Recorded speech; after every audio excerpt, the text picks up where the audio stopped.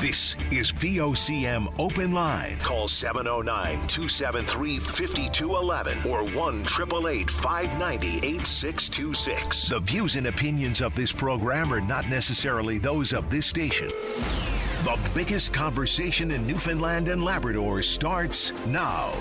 Here's VOCM Open Line host Paddy Daly. Well, all right, and good morning to you. Thank you very much for tuning into the program. It's Friday, October the 10th.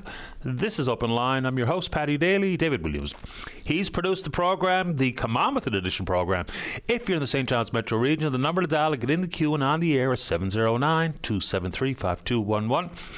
Elsewhere, toll-free long distance, 1-888-590-VOCM, which is 86-26, so a couple more knockout games in baseball this evening. I don't even know who Jays fans want to face here.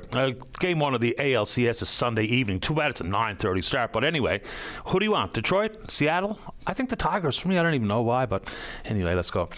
Ryan Green from Paradise. He played his college hockey in the United States at Boston University, Division I NCAA hockey player. He was one of the candidates to get the Hobie Baker Award last year, which is emblematic of the top college player in the United States. He made the Chicago Blackhawks out of camp. So, rookie season off to a reasonable start. The Blackhawks are pretty thin, but good on Ryan Green for making it to the big club in his rookie season. Bravo. All right, so sticking with physical activity, sports and otherwise. So we know that for a while now we've had the physical activity tax credit. John Hogan yesterday talked about expanding it to call it now the Healthy Living Tax Credit. So outside of, sports, what have you, now including a tax credit for music, dance, visual art, STEM, life skills programs. Not sure what life skills programs are necessarily, but STEM, of course, stands for science, technology, engineering, and mathematics. It's a good thing, right? No question about it. But I don't think it brings any additional children into the fold at a dance class, a music class, or any organized sport, whatever the case may be, because a tax credit's great come tax time, but it's the initial cost that really keeps so many young people out of some of these organized activities. So I get the concept, but how do we craft something where families who simply don't have the money to put their kid in minor hockey, or minor soccer or baseball, or music or dance or visual arts or STEM programs, whatever the case may be. So the concept and the sentiment makes sense to me, but we still have to bring more and more kids into the fold. Look, you know what they say about idle hands, and plus there's a big social skill development associated with these types of affairs too, so I appreciate it, but boy, oh boy, we've got to figure out a way to make things more accessible. Tax credit, great, but it's kind of the baby step towards what do you think? And on that front, got a good scare following behind a vehicle coming up McDonald Drive this morning where there was a jogger, and I know why they want to jog in the pavement versus the concrete sidewalk, a little bit easier on the body, but this jogger and many others, we're coming to work, and it's pretty dark conditions, the evenings are pretty dark pretty early. I know the motorists were responsible for making sure that we are aware of our surroundings for pedestrians, joggers, scooters, whatever the case may be, cyclists, but it's probably really helpful for the individual to make sure you have some high visibility clothing on. So this person was pretty much decked out in black. Once we got past and I looked at my side view mirror, could see that there was some reflective vest being shown in the front, but from behind, no. And running with the back to the oncoming traffic. So look, I get it. As a motorist, I bear a ton of responsibility here, but some high vis clothing when you're out there active in the dark hours, dusk, early morning, whatever the case may be. So just put that out there. I also heard another listener mention it as well. Yet another death as a result of a highway collision. An 82-year-old is dead. Another, the passenger of a vehicle, potentially life-threatening injuries. So to that front, and our condolences to the poor family and the friends. This weekend, what they're calling Operation Impact, the RCMP and the RNC will be out on the roads. They're talking about the four most significant factors in serious and fatal collisions. They're the obvious ones: impaired driving, distracted driving, dangerous driving, or not wearing your seatbelt. So they're going to be out there in full force. And I know as much as people want to send pictures and talk about the location with where they're seeing the RNC and the RCMP, let's not do that. If people are actually breaking the law, distracted driving, impaired driving, dangerous driving, aggressive driving, speeding, then let's let them pay the price. And hopefully they get pulled over by the cops before they cause another collision. I have no idea what happened out around Jack's Pond to cause that collision yesterday, but they're going to be out there. Sticking with law enforcement for a second. So I guess we're going to get some more information about what they're calling Project Bourbon. So the RCMP are talking about what they are saying is the province's largest seizure of cocaine and tobacco. Pretty significant stuff. Quantity of cocaine, a street value of $1.6 million. 9.5 million contraband cigarettes with a street value of $2.6 million. Also methamphetamines, MDMA, illicit cannabis, hashish, firearms, cash, 8 vehicles. All right, obviously very serious stuff. And while so many people lean in on the deadly drug, which is fentanyl, where just one little minute dose of it can drop you dead where you stand. Remember, numbers coming from the chief medical examiner say that the drug leading to most of the overdoses is cocaine, given the purity of the cocaine on the street. So you can take that as you see fit. But there's a couple of questions that I think people rightfully point out. Like, for instance, there is going to be different coves and bays where drug dealers and drug smugglers will sneak in. Remember back in 1987 with that large seizure of hashish out in Ireland's Eye. But when you talk about the picture where you see a transport truck as one of the vehicles seized in this most recent bust, so it's coming in via the ferry. You know, people, I think, have decent questions when they say, look, as an island, how can we not be better protected from the smuggling of drugs? It's an excellent question. So, to what extent do we police patrol things like Marine Atlantic and other places where boats are coming ashore and or airplanes are landing? I mean, remember there was visual of a small aircraft landing over on Belle Isle. Eventually there was a bus there and it was being flown in, but it's a good question. You would think it would be easier. There's nothing easy in this world, and the drug dealers and drug smugglers are very savvy and they're relentless and they're willing to get busted every now and then because the supply is readily available. But fair enough to ask. How, I mean, we're not going to get all the strategies told to us by law enforcement agencies, but you wonder how just so much of this is on the street. Amazing stuff. Anyway, you want to take about, we could do it.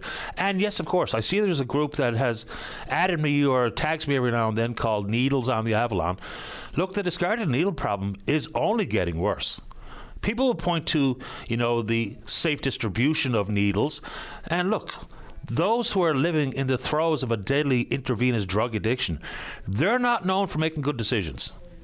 Most of these needles, whether they bought them, stole them, got them free, are likely going to end up on the ground. They're not seeking out these red plastic containers that are for the safe discard of these used needles. But anyway, I get tagged on that stuff all the time.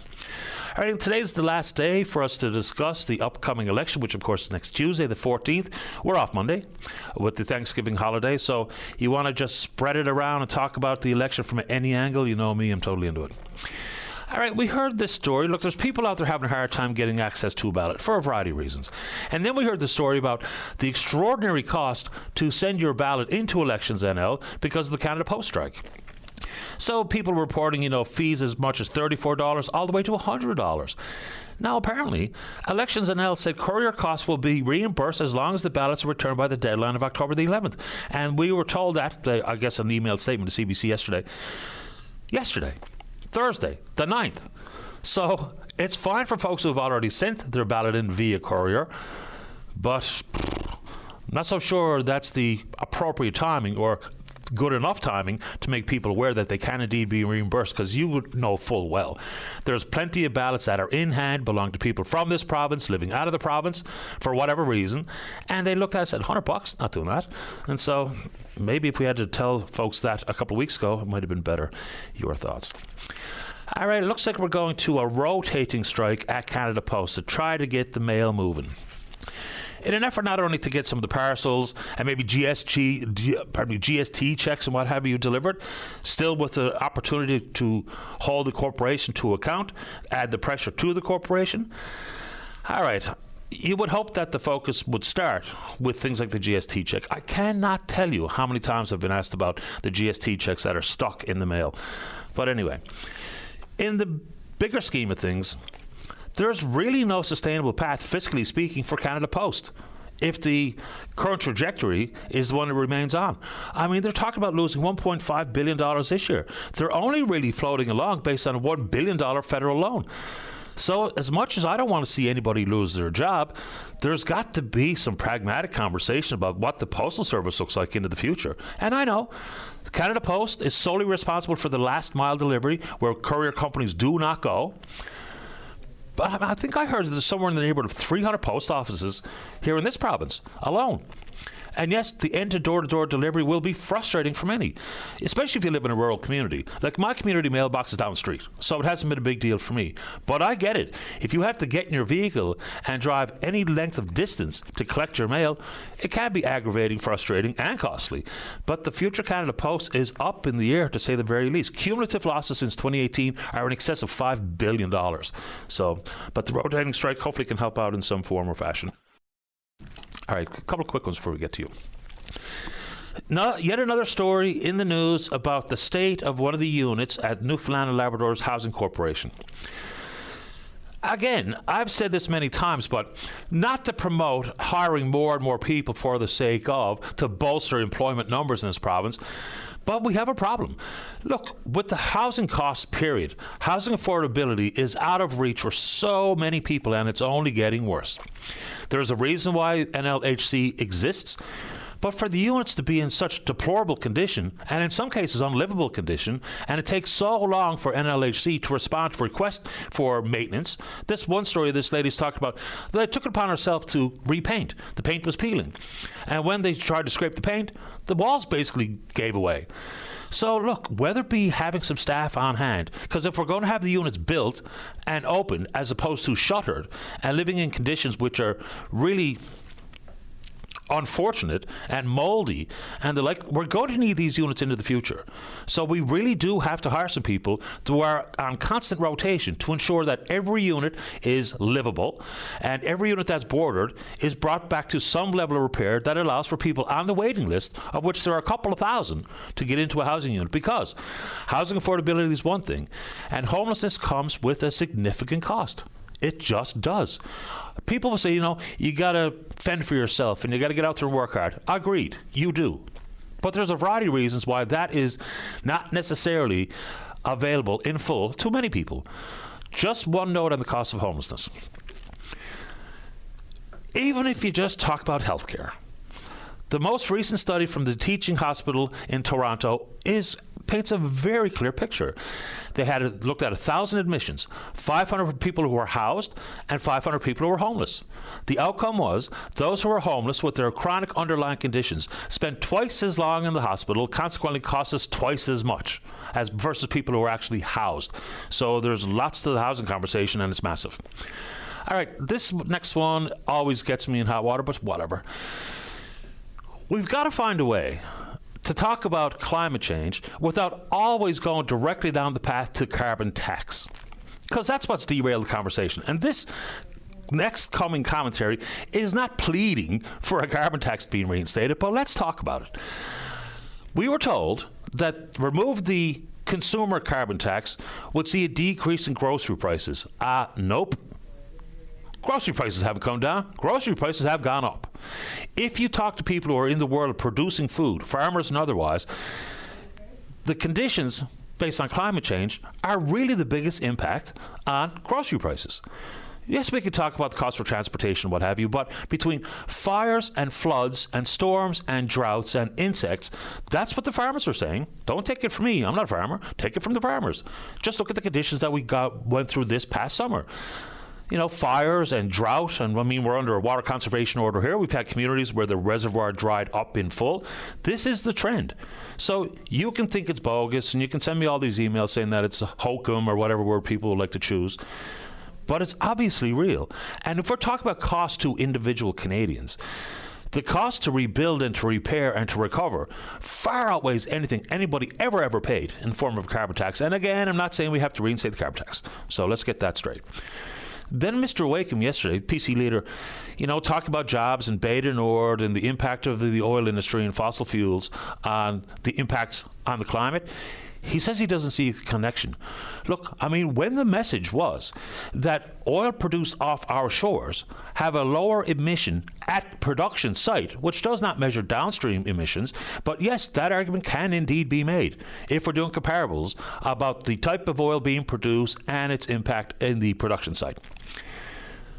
But we have to also be honest with ourselves. It's happening right in front of us. And you know who else thinks that the fossil fuel industry has played an active role in the climate changing, which is changing right in front of our very eyes? The oil companies. They were subpoenaed and summoned to present themselves in front of a congressional committee in the United States and said clearly they had the data years ago, decades ago, that pointed to exactly where we are today. So again, don't take it from me. Take it from them. They admitted under oath exactly what they knew, and they knew where we were heading, and we greenwashed the heck out of it. It's amazing stuff. So that's a bit of a divorce from reality as far as I can tell, and I'll get a lot of saucy emails, but hey, bring it on. But that thing about the consumer price, carbon tax, and the price of groceries, you know, at the exact same time when we were having this debate on the national stage and talking about groceries, because we all eat. We all have to go to the grocery store for a variety of things. Is even in the United States, with no carbon tax, their grocery prices were higher than ours. So when we try to look for levers to pull to try to make life more affordable, especially when it comes to access to good, healthy food, let's have that conversation. And let's hope that not every conversation that begins with the two words that are not welcome to many corners here, depends where you are in the political spectrum, I guess. Climate change does not have to mean carbon tax. There's lots of ways to address and to consider to talk about the implications. Even when we talk about our own insurance, whether we talk about the depletion of the disaster relief fund on the national stage. And to that end, where is the federal government and the provincial government with financial support for those who lost everything during the wildfire season, just in our rearview mirror? You want to talk about it? We can do it. Okay, this one's last one, promise. Again, the municipal elections are behind us. And congratulations to every candidate, those who came up short and those who were victorious. Now's the time to go get your signs. I mean, for starters, between the provincial election and the municipal elections, the signs were absolutely everywhere. Some councillors or some candidates, I think, have done a good job and very quickly went and retrieved their signs.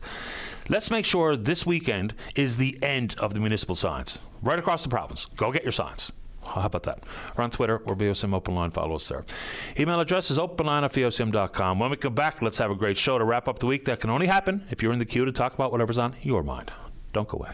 Welcome back to the program. Let us go. Line number one. Good morning, Ed. You're on the air. Thank you, Mr. Daly. Thanks for taking my call. Happy to do it. And I have a number of things. I'm not a first-time caller, but it's been a while since we spoke. I'd like to talk about the district first and its candidate, and the president or the premier who should be premier, Tony Wakeham. Rhonda Power is running for this district, and Rhonda I've known all my life. I've known her parents all my life as hard-working PCs. They're reliable, she's credible, she's hard-working, and she's worked with municipal affairs and has much experience with them. So she knows the district. She knows the needs of the district. As well as Tony, I've known him all my life because I'm a year older than him. Again, has a great reputation. Now, let's have a look at the government. First I'd ask, which government departments are working? We have Crown Lands. It's totally out of control. Our health care system is out of control, waiting for up to 2 years. And health is not in a crisis. It is collapsed, particularly in rural Newfoundland. Why, in the healthcare system, why do we need a Crown Corporation for health? We have a Department of Health. We have health care boards.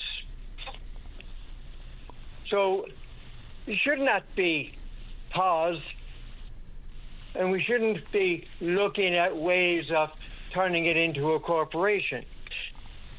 As with the other districts, look at transportation, look at wildlife, look at every aspect of our province, especially in rural Newfoundland. We just got a bit of pavement on the backs of the PC money.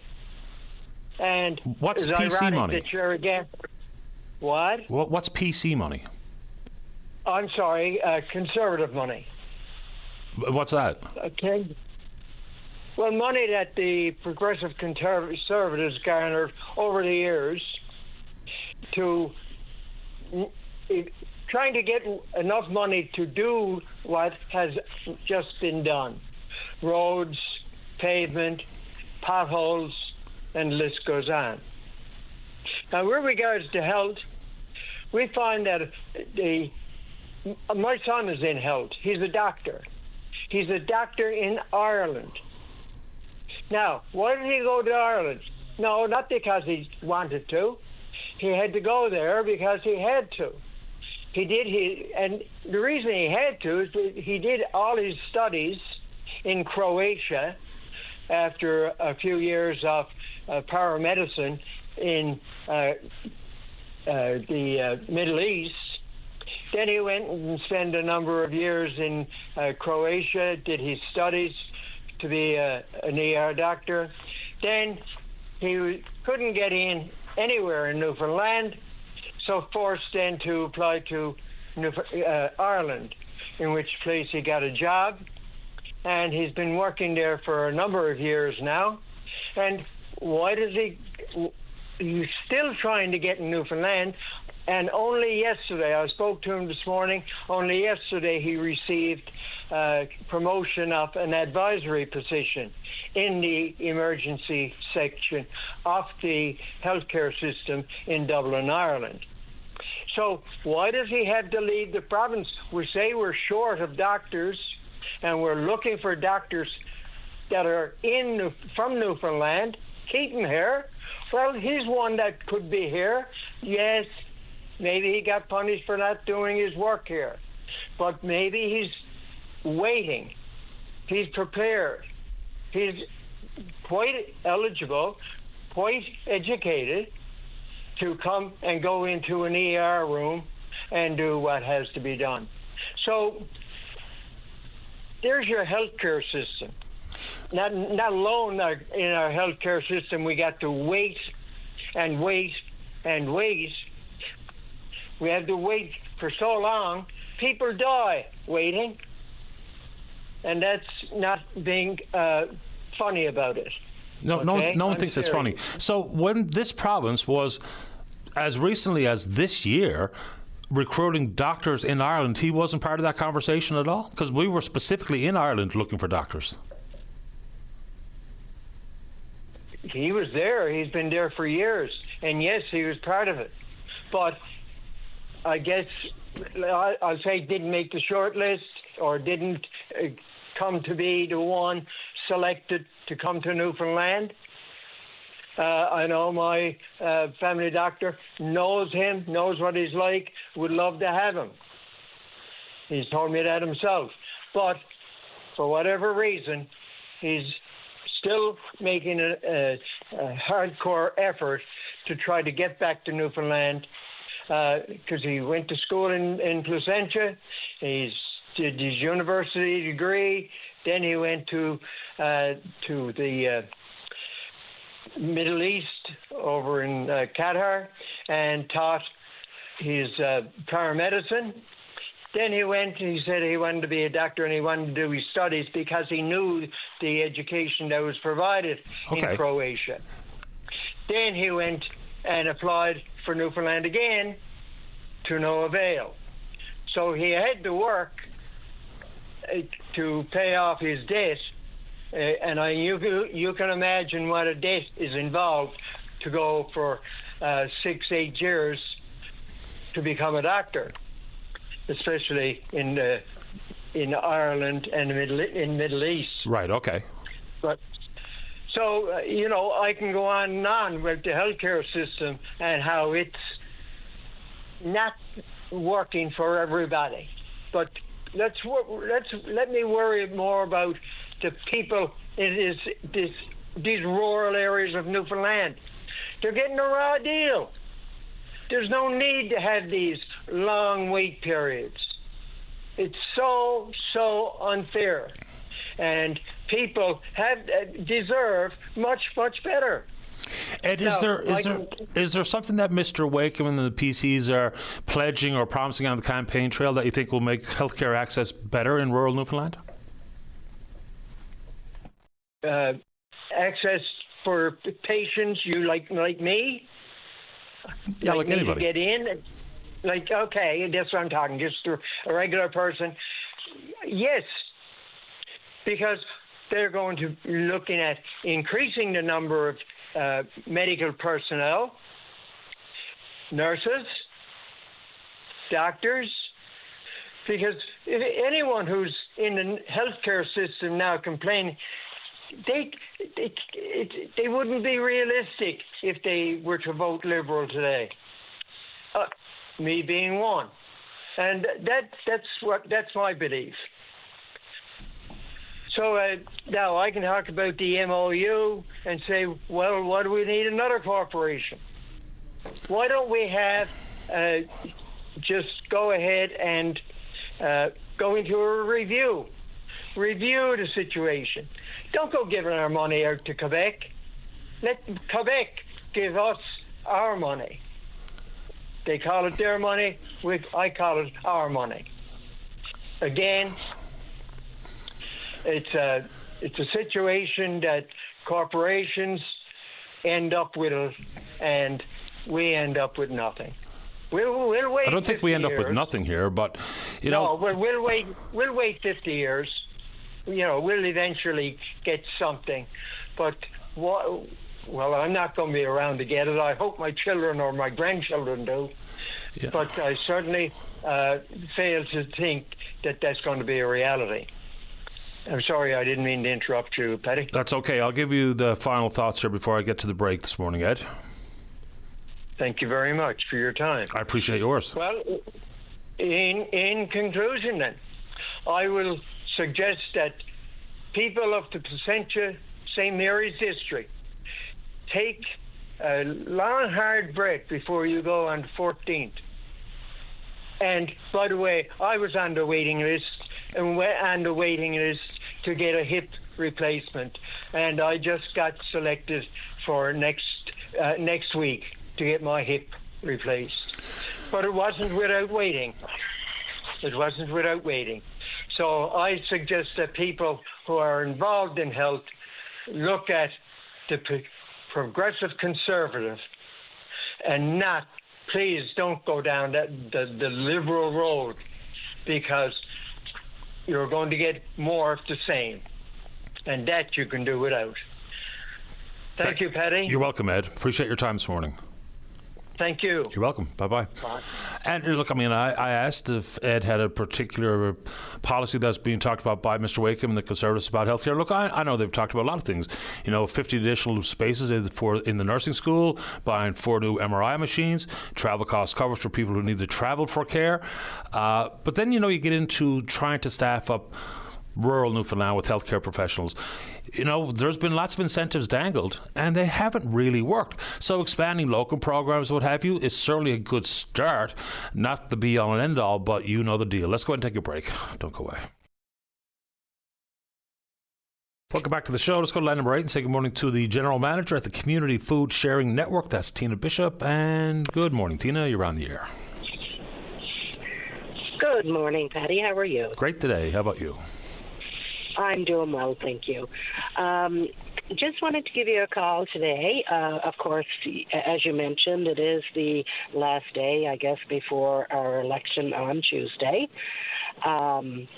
I just wanted to discuss a couple of things related to the leaders' debate that I watched on Wednesday evening, and and some reports that I've been reading as well. Where would you like to start?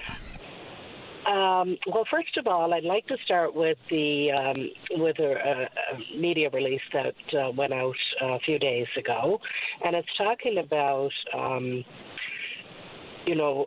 re-elected Hogan government and how they're going to further community support. They have some great plans there. They're making grants available for greenhouses for families to grow their own vegetables. They're going to provide money for community gardens and things like that. And in that report, it did mention that they're improving food access for lower-income Newfoundlanders and Labradorians.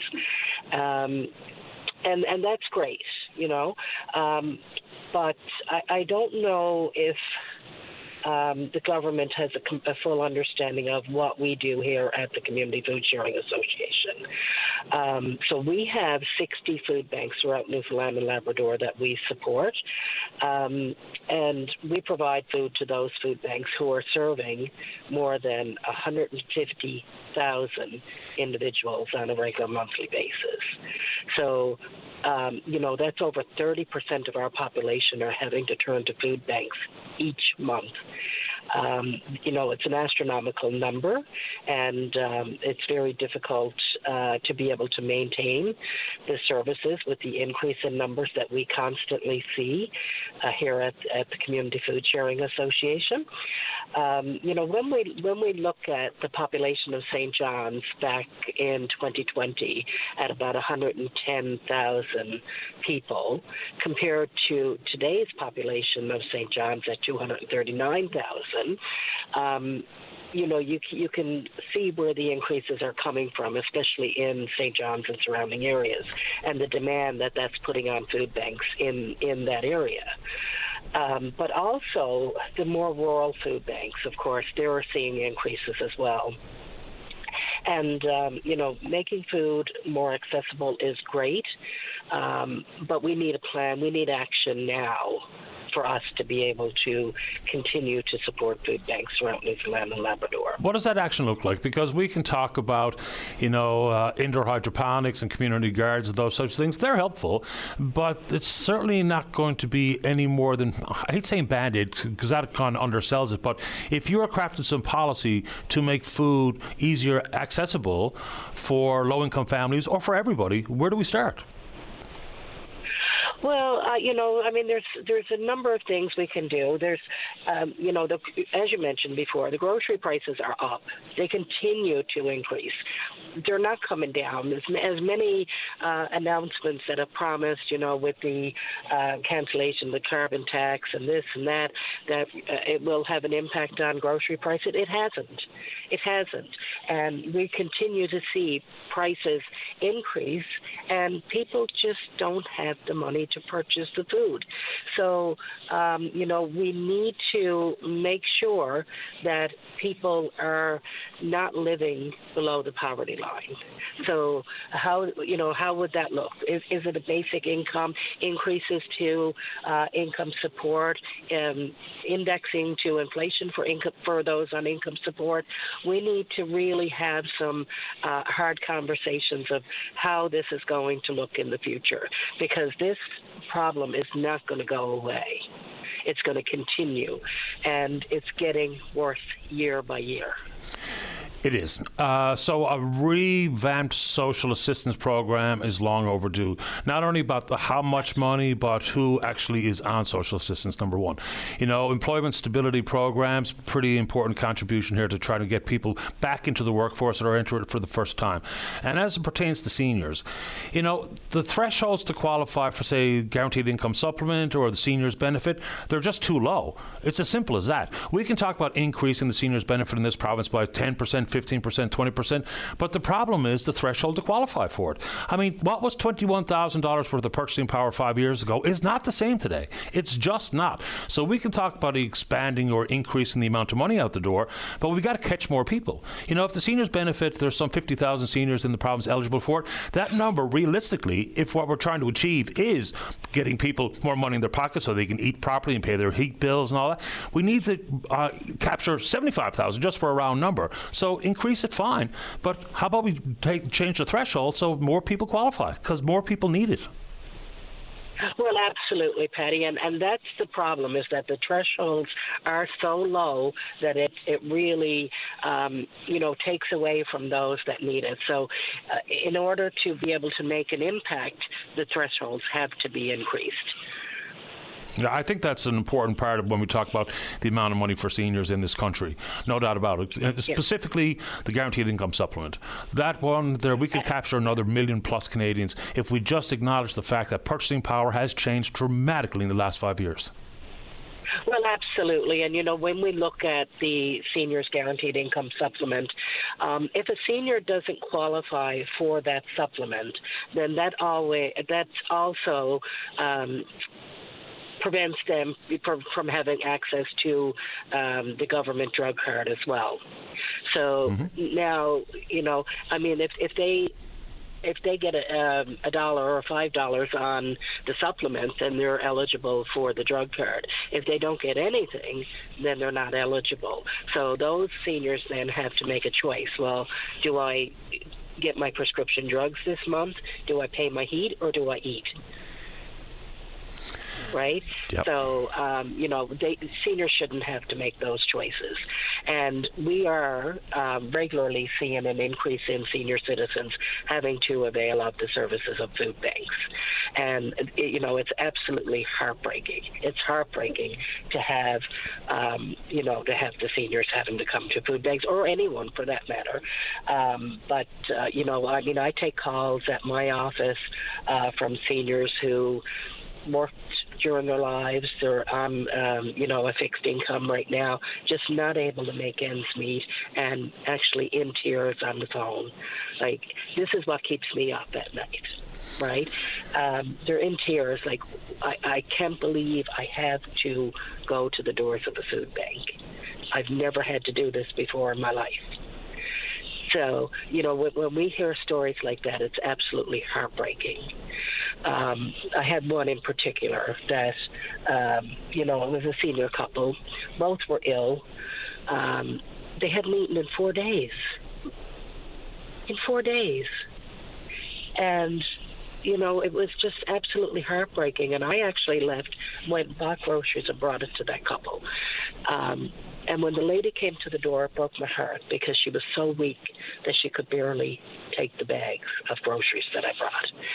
And, so we're seeing this. We're seeing this on the front lines. We, have to... we had to have these hard conversations and, find a solution. Is how do we prevent this from happening? No question. I hear the stories all the time too. Probably not to the frequency you do, Tina, but we hear them here. I can tell you that much. I appreciate you making time for the program this morning, Tina. Anything else you'd like to say? Well, I'd like to say to government,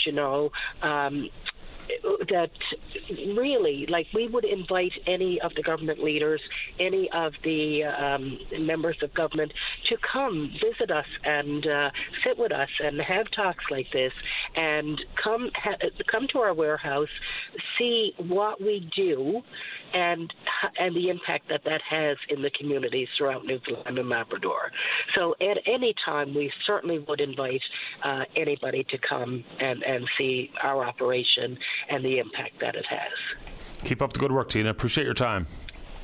Thank you so much, Patty. You're welcome. Bye-bye. Take care. You too. Bye-bye. Tina Bishop, General Manager at the Community Food Sharing Association, and they support, I think, somewhere in the neighborhood of 47 different food banks here in the province.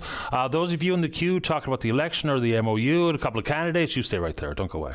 Welcome back to the show. Let's go. Let the sparks fly in line number 3. Good morning, Con O'Brien. You're on the air.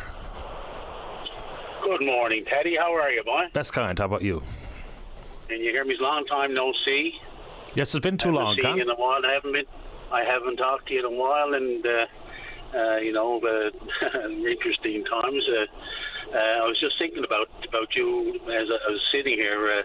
I'm celebrating 35 years with the band this year, and I can remember running into you at the Atterby in Jasper 30 years ago. It was like, a lot of time has passed by, and that's an interesting thing. We were only little boys, Paddy, back then, I can tell you that. Yeah, and we both went to school together, past 10th too. I remember that night at the Atterby Con. I got a shout out from the stage. I was like a big superstar amongst my buddies at the bar that night. Wow, Con? Yeah. Oh, everybody, that was an interesting thing. But no, that's not what I'm calling about this morning. In the meantime, I'm heading to a rehearsal for the Christmas tour this morning, but I do want to talk for a few minutes about the MOU and I guess the discussion that's surrounding that during the election. The people of Newfoundland and Labrador, you have to ask yourself, like, do our children and our grandchildren have a $225 billion grudge with Quebec?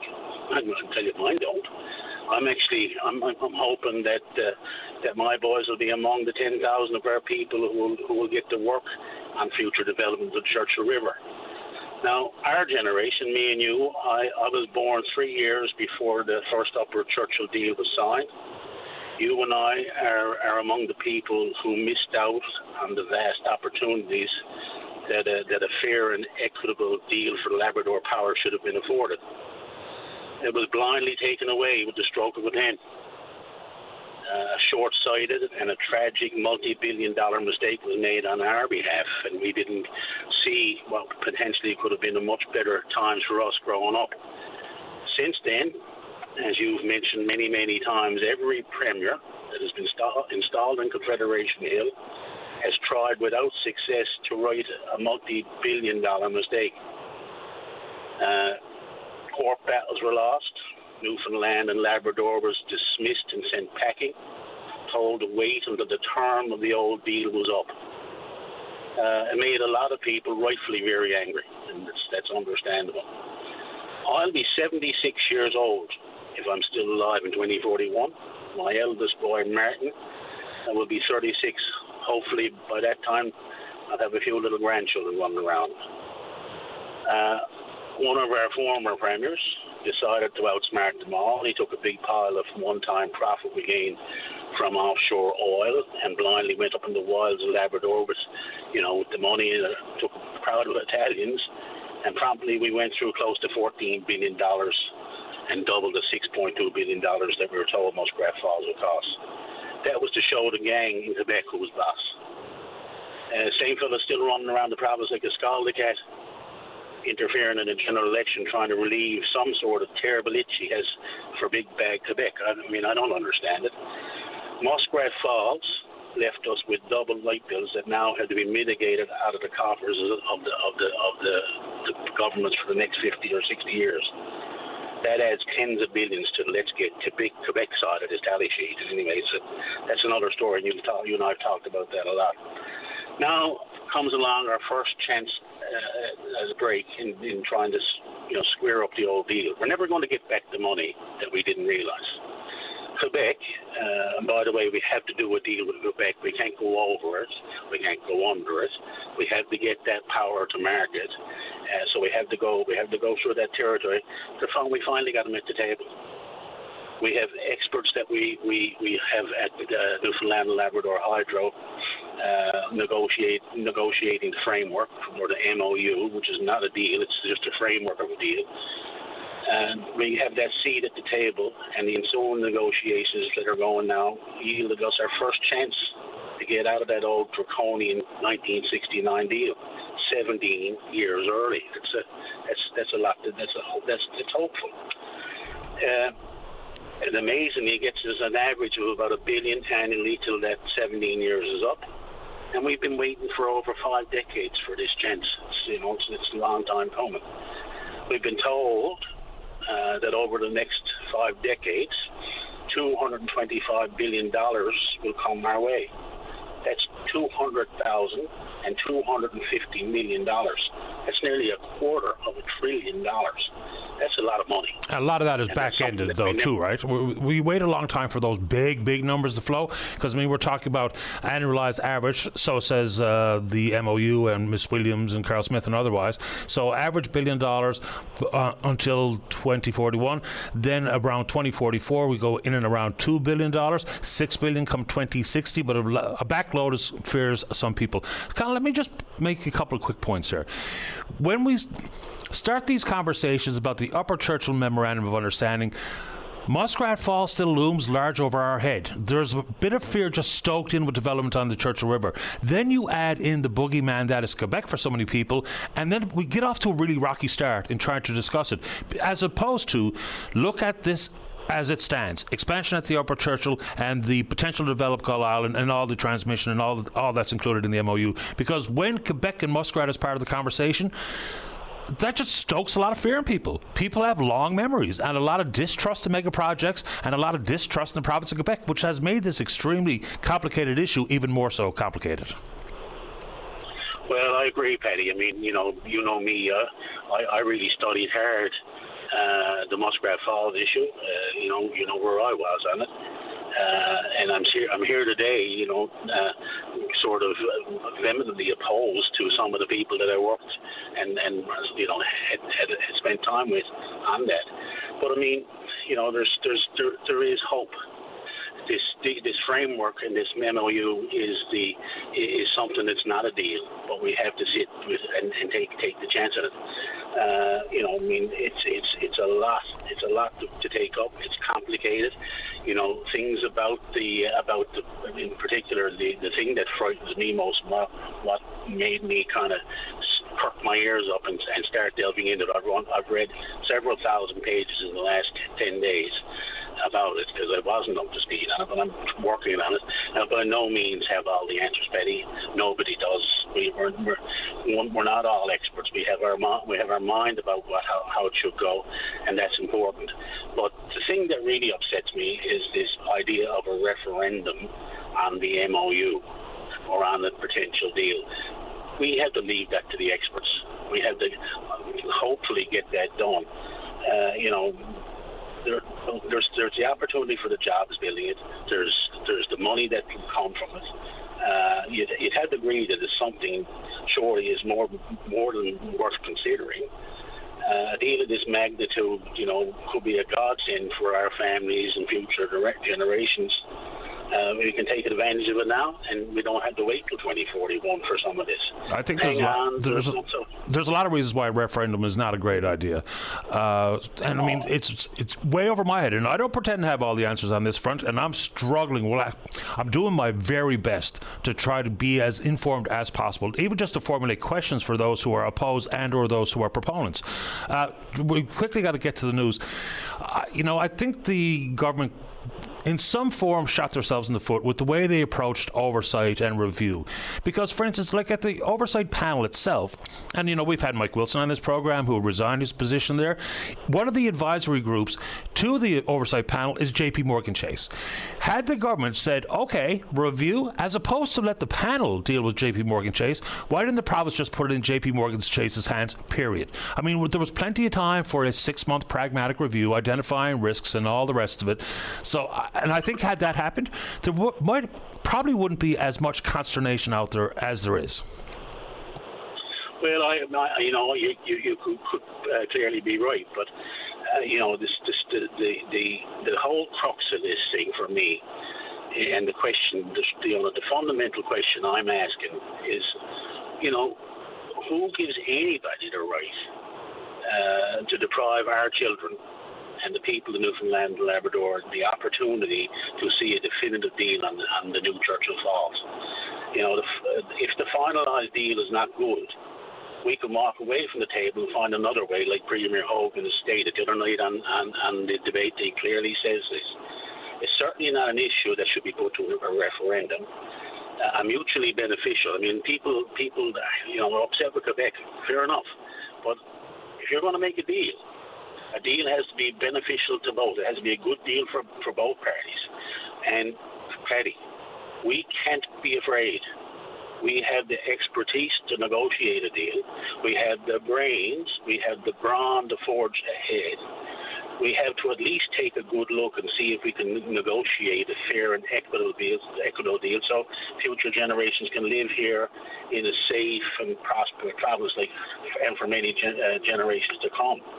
With $250 billion and 10,000 jobs on the line, we cannot sit back and just say, "Oh, we're not going to look. Yeah, this is terrible. Quebec did this in." We have to look. I'm not interested. And we can't be afraid to look. I'm not interested in just flying blind here and, blind faith or trust, but a careful examination, especially when we arrive at definitive agreements. We can go back and forth on the MOU, which is required discussion, I would suggest, but when it becomes a contract that is going to see pen to paper, then it becomes a different conversation, because then we'll have a little bit more of a better understanding of detailed issues regarding inflation and pricing structures and market elasticity and all those types of things that people are worried about. Con, I'm late for the news, but it's good to hear from you. Appreciate your time. You too, brother. I'll see you at the Christmas show. Look forward to it. See you, buddy. It's Conor Bryan. Let's take a break for the news. When we come back, Raz Sharon is running for the NDP in Virginia Waters Pleasantville. Jamie Ingram has been pretty patient. He's running for the Tories out in Buren Grand Bank. And then a couple of callers about whatever they want to talk about right after this. Don't go away. Welcome back to the show. Let's go to line number 5. Say good morning to the NDP candidate running in Virginia Waters Pleasantville. That's Raz Sharon. Raz, you're on the air. Good morning. Thank you so much for having me, and I hope folks get out to vote on the 14th if they haven't already. Here. So, no, just a little bit about me, because some of the folks wouldn't have known me. I've canvassed a lot of the districts, so it's gone well. I grew up in the East End, and I went to Vanier and then all the way through to MUN in my case, and I did several degrees at MUN. I was very happy to be here and growing up and going to the institutions. Like, I did a computer science degree and then a master's in environmental engineering and environmental science. And my career has been in computer science and working in multiple industries and sectors using the IT. And why am I running? Well, a big component of it, first of all, lots of great discussion this morning on the MOU. But I feel, where's the independent review? We had a recommendation from the LeBlanc inquiry, and we know that we need to have an independent review. So to me, the Liberals coming out in front talking about the MOU, it lacks the process. The process is, we got this recommendation, we spent a lot of money in the inquiry, and we should be doing that. And then when I go door to door, obviously a lot of people are talking about the healthcare system, and it's not a system that can deal with 550,000 people. It is, the system itself is insufficient. The people working in it have been amazing, and if it wasn't for that, it would have collapsed a long time ago. So, we need to, as a lot of people, all the parties are talking about hiring more frontline workers, but not only should we do that, but we should be listening to the folks that are in the front line and working with them to build the system that we need. I mean, I find that fascinating. I've talked to many people in the healthcare, as you canvass, like a doctor and nurses, and they go unheard. And this has been going on for some time. And then, we don't do our housing targets. We don't meet them. We had a Jim put forward, to get the Information Act to find out that we only did 8 of 300 that were the target. So what I'm bringing and why I'm running is because, in my industry, you can't go around being this unaccountable. You've got to be able to create aggressive targets. You got to meet them. You got to see what the return on all our spending is. How do you make it better? And that's the idea, that you progress each quarter, each year. And we just don't see it. We're not a poor province. We're just poorly managed. I sometimes talk about it at the door when I say, let's just do a thought experiment. Let's just think about, if we told our grandparents, from 100 years ago, they would look at us and they go, you got streets, you got schools, you got medical schools and nursing schools and other facilities. You are not poor. You're just poorly managed. And so I'm running because I want to bring the skills that I've developed in my work that have been brought forward by the education that I've had. And, the education system also. It really needs to get investment from elementary all the way to college and university. And if we don't do that investment, it's not going to help us in the long term. We know that the investment in the 60s and 70s and 80s have paid dividends now, or from the 40s onward, right? So it's just baffling. So we shouldn't be having some of these discussions in 2025. But unfortunately, we are, and that's a big reason I'm running. Yeah, education. Look, I'm really disappointed, maybe a little bit surprised that there's not more focus on the education system, because a lot of the things we worry about, we can achieve and solve many issues if we have a highly educated population, and we really don't, which is really unfortunate. Academic trends are falling for the last couple of decades. When you talk about investment, sometimes I think for me, when we look simply at the amount of money we spend on things, then we're kind of maybe missing some of the point here. Same thing with healthcare. I mean, we spend over $4 billion a year, so it might not be the money. It might be the structure. Same thing inside the province's classrooms. Until we deal with, honestly and openly, class composition and class size, which is going to require some additional spending in the future, but we got to get the structure right, because currently the structure is not working. So, just saying if we spend $1 billion, but if we spent 1.5 it'd be better, maybe not, because unless the structure changes, money's just going to be spent on the same old issues that have seen academic trends downward since 2003. And just my opinion. No, I agree. And that's why, my biggest comment that resonates is that we spend the money and not spend it wisely.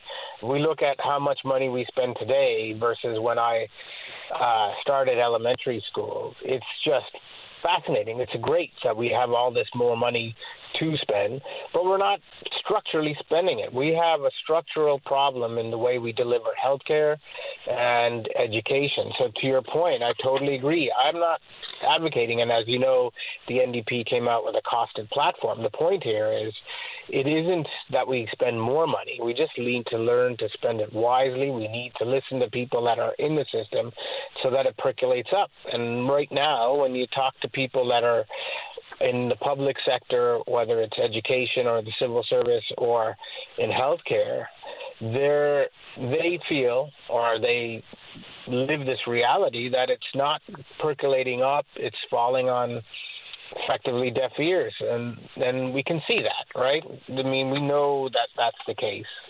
and I'm all about action here, right? That's why I'm running, because I can't handle it anymore, and I want my children to grow up in a society, or our children to grow up in a society where they want to stay and not feel that it's best for them to move. That's the goal. I'd like for my children to be able to make a prosperous, healthy, happy life here in this province as well. Raj, good luck on the campaign trail. Appreciate your time. Thank you so much. You're Take care. You Thanks too. for the show. My pleasure. Great. Bye-bye. Bye-bye. Raj Sharon, running for the NDP, Virginia Waters, Pleasantville. Those of you in the queue, you stay right there. We'll get to you right after this. Don't go away. Welcome back. Let's go to line number 3. Joshua, you're on the air. Hello? Cheers. Joshua? Hello, Joshua. On line number 3, you're on the air. You were. Let's go to line number 6. Second word to the PC candidate running Bjorn Graham Bank, and that's Jamie Ingram. Jamie, you're on the air. Thank you, Mr. Daly, for having me today. Pleasure. Call me Paddy. Yeah, okay, Paddy. So I'm not a first-time caller to your show, but a first-time caller as a candidate running in an election. So I'm excited to call in and just reach out to the people in my district, letting them know I'll be there from, and I'm a fighter, and I don't stray away from the tough conversations and situations, and I'll definitely be a voice for the people. And the main reason I decided to run for politics is there's so much issues going on in our area when it comes to crime and addictions, and then you add on the health care and the cost of living and a bunch of other issues around the district. And I started trying to lead a little public fight against the crime here in Fortune and try to get something done with the addiction issue here. And a lot of people came, and tried to encourage me to run for politics, and here I am today. So when we talk about crime and drug addiction and what have you in your region, what are you talking about insofar as potential fixes or solutions that would make things better?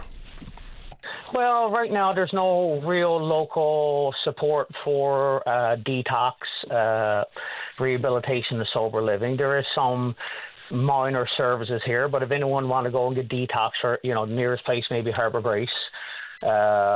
When they do get accepted, there's no rides provided. They'd arrange that themselves. I'm sure if they work with the crowd, they could probably do something, but that takes a lot of coordination. And someone going through addictions don't have that ability to do that. And we need a local detox center here where when people is ready to decide to come clean, they're not waiting 3 or 4 weeks to get in, and they can get in when they want to get in, because that's when it's going to be most effective.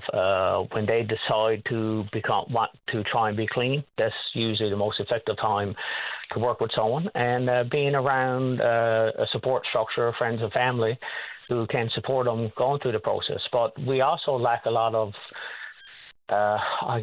infrastructure and resources on rehabilitation. So, once you get clean, the realization comes to you. You made a lot of bad choices. There's a lot of impact that come out of the addiction, and people, it's hard to get past that as a person. You do think that. Most people are human beings and don't like doing things that, come out of having a bad addiction. Your mind doesn't rationalize the same way as if you're in a sober mind. And people have to feel self-worth and stuff like that. So, just working with people, build their self-worth, make sure there's a rehabilitation process there that continues to work with the people, and sober living. There's no real sober living structure here, very little on the entire island. And there's some good working models in other provinces like Edmonton, where they have sober living homes, where people are trained and the homes meet certain standards where they can come in. So it's not like building a bunch of infrastructures, trying to come up with a real game plan. And I'm no drug addiction counselor. I'm not a psychologist, but just talking to a lot of the, people impacted by addictions, talking to a lot of successful addicts who beat addictions and for long periods of time, and even talk to people who's going through addictions. Like, we need to focus on that. And the addiction issues, creating instance of crime, because when you're suffering from addiction, the addiction overrides your rationalization, and committing crimes to get money to avail of getting more drugs, the impact to children and families from drug addiction, parents seeing their child going through it. It's like an addict affects so many people and themselves greatly, but there's a lot of other people. So fixing and helping the addiction issue is very key, and starting at an education level, because people are very shocked to understand that their children know more about drugs this day in grade 5 and 6 than we ever did, and getting to them early and how that method is passed on to kids are not my expertise by no means. But we need some good joint and meaningful consultation on how do we go about this the most efficient way. Let's not jump and throw out money into items that don't work, because that's what's been going on for too many years. We don't really sit down and make sure we're going to get the right outcome. And you have to, if you do put in actions in place, measure them and see if they work. And if they don't work, see why they don't work and fix that root cause and put in the actions that will work. And you got to continuously measure. And that's what's going on now. They put in actions in place and good intent, but if you don't get the result, then there's not much point to continue that. You had to continuously improve on what you're doing, and that's a proactive approach. And I got a quality management background, so I always apply that in usually everyday life. But I think dealing with the addiction issue, getting the education on addictions more at the forefront will also help us with crime reduction. Will also reduce our healthcare strain after a while. At the beginning, it may add more impact, but people's got to understand that is a thing that's affecting all of Newfoundland, and it is having a big social and economic impact to our province. And, it's something that can be dealt with the right approach. And I'm no expert, but I think, joint meaningful consultation with the right people and making sure we look at other models that's working is key. And those experts are willing to come in and say, this is what we've got done, this is how it works. It may not be exactly the way we need to do it here, because culture makes a big impact on how you deal with addictions, but I just think we're not dealing with it properly. Yeah, I mean, and not to split hairs, but bad decisions happen once you become addicted, because some people start on a doctor's prescription pad, which is important to add to the conversation, which makes people like the Sackler family, Purdue Pharmacy, some of the most evil people amongst us, right? So there's a variety of ways where people find themselves all of a sudden addicted to an extremely dangerous substance. Yes, bad decisions can be made if you're a Friday night weekend warrior and all of a sudden cocaine was a Friday night binge and now it's an everyday binge and you end up in Marie's with a gun. So the addictions conversation doesn't get enough attention as far as I'm concerned. Jamie, I got to take another call, but I wish you good luck on the campaign and appreciate your time. Thank you very much. My pleasure. Bye-bye. Jamie Ingram running for the PCs and Buren Graham Bank. Let's go to line number 3. Joshua, you're on the air. Hi, Patty. Sorry for missing you a moment ago. No problem. I very much appreciate you giving me a call back, and your staff for calling me back from yesterday to check on my father. So if I just recap, the other night I called ambulance to see my father down in Petty Harbour. Now my father lives up over 64 stairs, up over a rock, which is par for the course for a lot of the people living in Petty Harbour, Maddox Cove. Basically, my father had very low blood ox levels, and he was having some trouble and wasn't in a good way. Fire rescue showed up because I requested a stair assist. They assessed him as a not good condition, and when the paramedics got there and I guided them up, my father was on 100% oxygen, and basically the paramedics decided, after taking report from the qualified fire rescue operators, they decided to do their own check and check him out, even though the report that they were given to any reasonable person who I've spoken to who works in the paramedic industry or health industry. I've spoken to multiple nurse practitioners, paramedics, senior paramedics. They all say that the situation was not handled properly and they should have been taken to the hospital. So basically the paramedics left and I was left to bring my father up over a flight and a quarter of stairs by myself. Now, I'm a young man. I can get him up there. That's not the issue. The issue was my father's condition, and basically I got him up over the stairs and he couldn't regain control of his breath. I had to lift him across to the chair and just get him comfortable and try and make sure he's good for the night. So the following morning, basically the paramedics, my issue is the paramedics convinced my father not to go to the hospital. One of the paramedics commiserated with him about a chest infection that she had, and I said that he just needs to give time for the medication to work. My father's not a young man. He is a smoker. He's not diagnosed with COPD, but he should have been treated as though he was. I did ask them to treat him as though he were a smoker, but I don't know whether that was heeded or not. I won't say one way or another. But I took him to the hospital the following day. We called in the ambulance again. They came in and they ended up taking him into the hospital. And now my father needs to be on supplemented oxygen in order to keep his oxygen sats above danger levels. My point of calling is to say that paramedics should not be convincing people to not go to the hospital, and this is not proper form. As to the best of my knowledge and the consultations that I've done, this was not handled properly.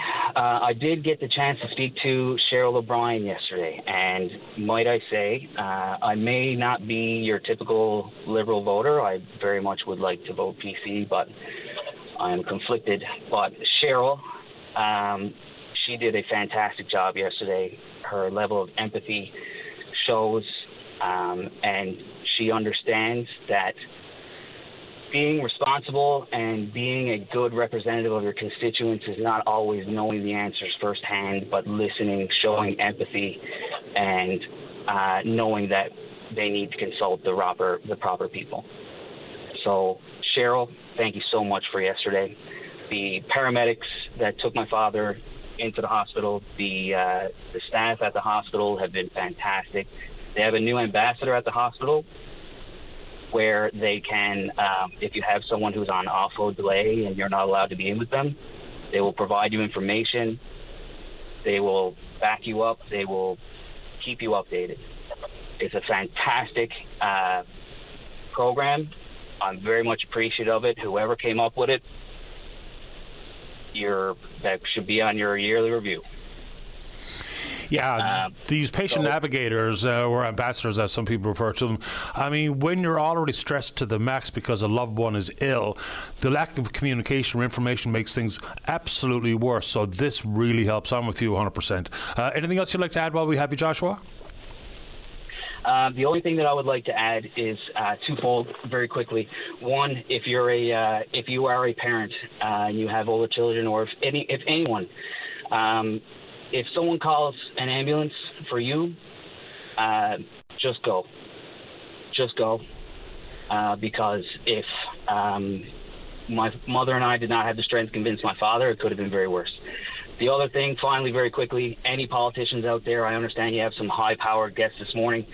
Please, I've said this to you at my door, bring your politics to the center. We all have our priorities, but we need to work together as Canadians, come together in the center as much as possible and talk. We need to get back to talking on all sides. Yeah, as opposed to talking at each other, maybe talking with each other is probably a pretty good starting point. Joshua, I appreciate the time and the points. Hope your dad's doing well. Thank you so much, Patty. You have a great day. Same to you. Bye-bye. All right, let's get to the break. When we come back, he's taking the show on the road. Rick Mercer and friends with the Stand Up for Canada comedy tour. Rick's in the queue. Dr. John Gale is a geological engineer, wants to discuss the Upper Churchill Memorandum of Understanding. Darryl also wants to chip in on the MOU. Ken has the overall views about the provincial election. Then yesterday, yet again, another shelter in place here in the city of St. John's. Sometimes we've got to get the words right. People are being asked to shelter in place. It's not ordered to shelter in place, but of course when that comes from law enforcement, probably a very good idea to lock your doors, lock your windows, stay where you were. Those calls then you, right after this. Welcome back to the program. Let's go to line number 3 and say good morning to one of our province's favourite sons, Rick Mercer. Rick, you're on the air. Good morning, Patty. How are you? That's kind today. How you doing? I'm great. Thanks for making the time for me. And I tell you, I'm a regular listener, but the last couple of weeks, the show's been on fire. It's unbelievable. There's a lot going on. It's drinking from a fire hose. There's a lot to unpack. No doubt about it. So let's lighten the load a little bit. And what's going on with the Stand Up for Canada comedy tour? I went out on the road near the beginning of September. I opened in Saskatchewan. I'm going right across the country. I headed west, then I came back across the country. I've been playing in, big shows in Calgary, in Edmonton, in Ottawa, in Toronto, and Kitchener, and all the way across. And now I'm in Atlantic Canada and, playing in Newfoundland on the 19th. No, but, when the headline is Stand Up for Canada, with everything that's going on, and there is a lot, I don't know if it's easier or harder to find comedy in it.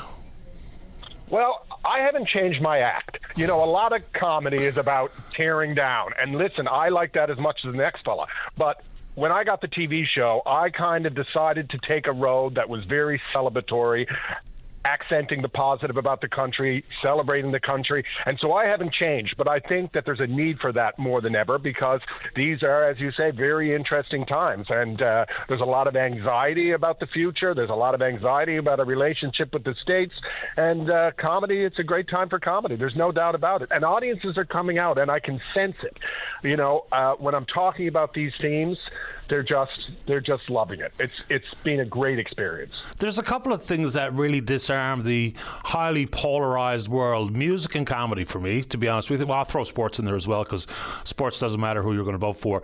So you got a couple of friends in tow as well, including someone who's just broke the glass ceiling, so to speak. I got 3 incredible comedians that I'm touring with. Sophie Buddle is one of my favorite comedians of all time. She's the first woman to win the Juno Award for Best Comedy Album. She's done Kimmel. She's done The Tonight Show. She just toured Europe. She came out on the road with me 5 years ago as a fill-in, and she was playing clubs in Ottawa. She's a very young woman, and now she's a superstar. It's only because we've been planning this for a year and a half that we got her, because she's one of the most in-demand comedians that's out there right now. Very, very funny woman.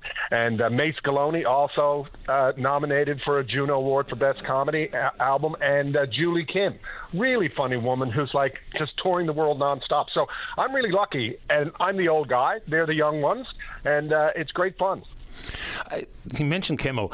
I don't even know if we should or want to talk about it, but the way that things have been broached when people are talking about freedom of expression and free speech and all the rest of it, we're going down a tricky path. At this moment in history, we should be all speaking our mind quite clearly. Now, of course, there's parameters and repercussions for what you say and how you say it, but this whole bit about clamping down on what we can say, even clamping down on what we apparently can think, is getting a little bit out of hand.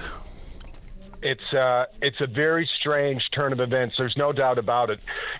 Lots of people are critical about the CBC, for example, over the years. But, I was there with 22 Minutes, and then I was there with the Mercer Report for a very long time. And never once, not even once, was there a whiff of telling me that I should back off, I should walk something back, I should stop saying a certain thing. And it wasn't there. Definitely wasn't there from the network, and it didn't come from the Prime Minister's office either. There was lots of times that you heard from people who work in the Prime Minister's office, and they weren't happy, whether it was Paul Martin's office or Chrétien's office or Stephen Harper's. They weren't happy, but they were just calling you up to tell you you were a jerk. They weren't calling you up to say, stop saying that or there'll be consequences. It just wasn't even considered. So that was a very worrisome turn of events to see that happen. Yeah, I don't know how he put the genie back in the bottle, but I'm not going to go too far down that path. What else do you want to talk about while we have you, Rick? Well, listen, I'm just glad you made the time for me. It's been a great tour. I'm just happy I'm still working. The first time I went out on a big comedy tour, and I did the math, was like 21 years ago, 7 months. And we played the Arts and Culture Centre then, and I tell you, it was a huge thrill, and I can't wait to get back there. So give us an idea where you're playing here in the province before we let you go. It's just one date in St. John's on the 19th, but we're doing a 4 o'clock show because we added a show. So the show's at 7:30, but we added a 4 o'clock show, which I love. You can be home watching Wheel by the show is over. It's great. A 4 o'clock show. My God, I wish they were all 4 o'clock. Yeah, and Wheel, there's nothing quite like a bit of an intoxicated Pat Sajak to make the world go round. Rick, great to have you on the show. Break a leg out there, and nice to speak with you this morning. Okay, thanks very much. Bye-bye. Bye-bye. All right, what am I doing here, Dave? Going to the break. Okay, we're a little bit early, but I hate going to the break early. Let's check in on Twitter. We're VOCM Open On. You know what to do. Email address is openon@vocm.com. Plenty of emails floating here today. There are some people asking questions about trying to call, trying to get in the queue, getting a busy signal and whatnot. It has been a pretty brisk, busy day here for Dave. So if you're getting that signal or it says your call can't be connected, that's just the volume of calls today. So please do try again. We appreciate your patience, and hopefully we'll get a chance to speak with you this morning. Don't go away. Welcome back. Let's go to line number 8. Say good morning to Dr. John Gale, a geological engineer, joining us this morning. And good morning, Dr. Gale. You're on the air. Good morning. Good morning to you. I guess I want to make some comments on the MOU. Okay. First, I'd like to say that the existing Churchill Falls hydroelectric power plant is probably one of the really great examples of a plant in the world. It's got a fantastic large reservoir, the Smallwood Reservoir, and it's got a very large hydraulic head which generates a fair bit of power. So the installed capacity is what I want to address is about 55,300 megawatts. But Quebec wants us to increase that to about 7,000 megawatts by first changing out the turbines to give us another 550 megawatts, and then by actually building a new powerhouse which is about give another 1,100 megawatts of power.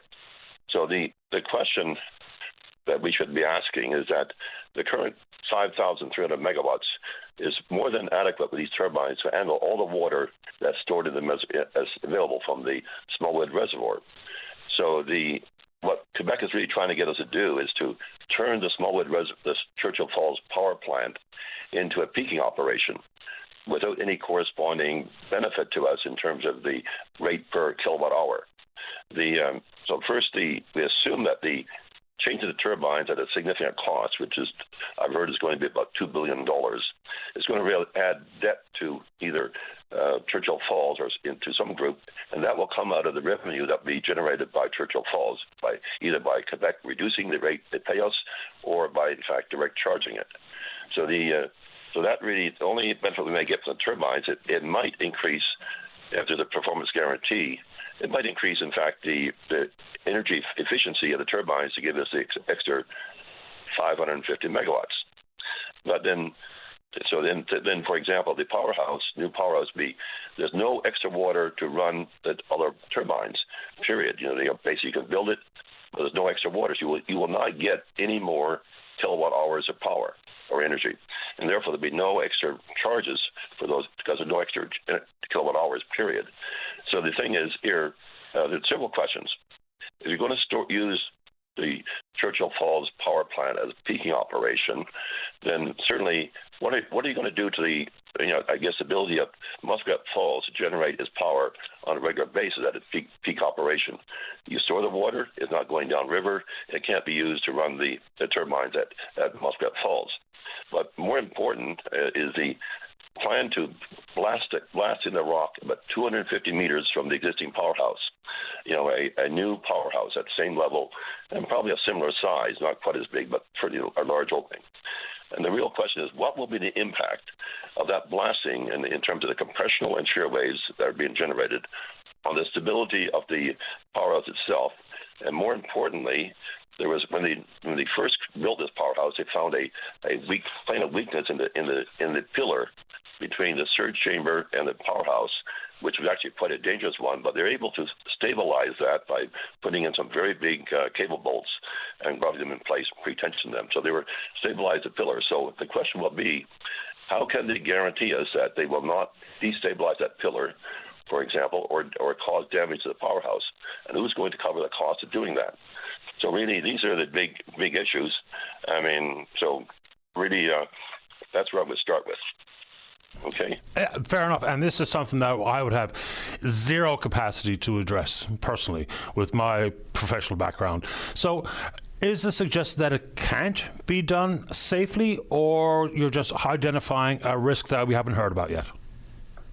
We're talking about a risk that we don't need to put ourselves under. For example, why would we, so if we're not going to get any more kilowatt hours, which is what we're going to be paid for, why would we undertake the cost, accept the cost and the risk, probably running the risk to this powerhouse itself? I mean, it makes no sense. I mean, we're doing this for Quebec's benefit, but we're going to be ones carrying the can for it if we can't if this thing cause any damage, and it can't be done safely. I mean, I've not seen any studies that show where people will guarantee the outcome that there will be no risk to the plant. So just so I'll try to understand on the fly here. If this does not benefit any side with additional power being generated, then why is it even a thing? So are you saying that the expansion that's planned will not add any power to the grid? No, it won't add any more extra kilowatt hours, but what it will do is allow Quebec to run this operation as a peaking operation, store the water in the reservoir in the summertime and whatnot, and then run it through in a shorter period of time, which is why they want to increase the capacity. They need to run it through in a shorter period of time. They need to be able to have more turbines. And so it's really a peaking operation. And peaking power is extremely valuable, but that's not being reflected in any of the costs that are being put forward on a per kilowatt basis. Hasn't this particular facility always operated as a peaking facility? No, it's always operated basically on pretty well an average load. It may some up and down, but certainly, I mean, it's probably not run at any more than probably 80% of its installed capacity. So there's plenty of capacity in there for any extra water that might be generated by any sort of climate change. Yeah, I'm asking questions out of ignorance. So, I mean, just like in this province, same thing with the province of Quebec insofar as consumption goes. As consumption of energy, they very much like us see a peak of demand in the winter months versus the summer months. So that's where I think I was going mentally with, the whole concept of a peaking facility. So are you saying that they run that particular plant at about 80% of its installed capacity year round? Well, So that would be the average usage on a year-round basis sort of thing. Right now we have this winter availability agreement, which runs a lot of the water through wintertime as well, but Quebec wants to run more of it through the wintertime for the peaking demand, for example, to meet their high demands. And so the question is, it entails risk, it entails cost, and there's no real net benefit to Newfoundland or to the CFLCO. It's a fair point that I hadn't considered, obviously, with my lack of knowledge in the geological world. But now, because we've been focusing in on price and cost and value and financial benefit. There has been very little conversation about the river itself. Some conversation about water rights and how that's going to change. But engineering speaking, very little thought given to it. Coming from the people that I speak with anyway, and specifically on this program. So I'm glad you brought it up this morning, Dr. Gale. So help me out one more time. If I was to pose a succinct question to Newfoundland Labrador Hydro on this front, what should I say? You would ask them, I guess, what detailed studies have they done that would show that there will be no impact to the existing powerhouse or the pillar between the surge chamber and the powerhouse. And do they have the guarantees and the bonds in place to support that guarantee? So if we have a damage, for example, then the cost is covered. That's probably a $4 or $5 billion cost if they have to do some repair work. I will do exactly that, Dr. Gale, at the next opportunity. Would you like to add to the conversation this morning while we have you? Yeah, it's like all the big questions. What would be the impact? I mean, this talk about water rights agreement, I mean, that's a bit of a joke with probably Quebec will be in control of the Churchill River if this thing goes through. So it would be ceding control forever to them, and that would be it. And so the water rights agreement, or whatever it's called, water usage agreement, it'll be a bit of a farce. And so basically, Muskrat Falls will be actually it may become a stranded asset if they don't get the water going through the system. If they can't use the water to generate their maximum output, for example, they will then be really in dire shape. Well, hydroelectricity only works when the water's there, obviously so. So I appreciate your time and perspective this morning. Thank you for doing it. Okay, no problem. Thanks. You too. Bye-bye. Dr. John Gale, that's an important engineering-related point that I hadn't considered, but now we will. Let's go to line number 2. Ken, you're on the air. Good morning, Patty. Good morning to you. First, I'd like to congratulate Donnie Earl on his successful win, councillor in Ward 5. I am a member of his community, live in the Goulds. Now, I've been debating for the last couple of weeks whether my vote will even count, in the upcoming provincial election. Nobody seemed to be addressing what's important to me. I mean, one of the, yes, there's cost of living, food insecurity and the housing crisis and stuff like that. But one of the things that's foremost in my mind is the rise in crime.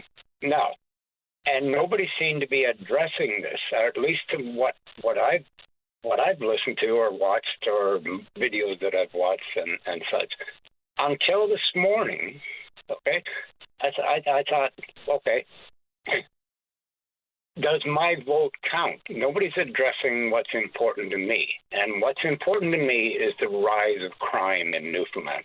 Now, allow me to, I visited the new published PC Conservative platform, and I'm just going to read a paragraph from titled Safer Communities. Now, okay, so every Newfoundlander and Labradorian deserves to feel safe at home and in their community. But after a decade of liberal inaction, crime, drug-related violence, and repeat offenders are on the rise. In fact, Newfoundland and Labrador experienced the largest increase in overall crime rate of any province in Canada. Newfoundland and Labrador has devolved from a province where people felt safe to leave their doors unlocked, where once violence and crime was only on television. It's now a very real fear for residents. Now, I'm a senior. Okay, so my question to your listeners and yourself is, who's committing these crimes? Is it professionals such as yourself, or the carpenter or the mechanic or even seniors such as myself. Who's committing these crimes? I'm not entirely sure how to answer that. I'm not going to be saucy by saying criminals, but the vast majority of violent crime is being done by a very small minority of people. Generally speaking, has much to do with drugs as about anything else. So, insofar as the crime rate's going up, it's demonstrably true. But we don't see a lot of random violence here. We see very targeted violence amongst the criminal element. And again, most of it surrounding drugs, I would suggest.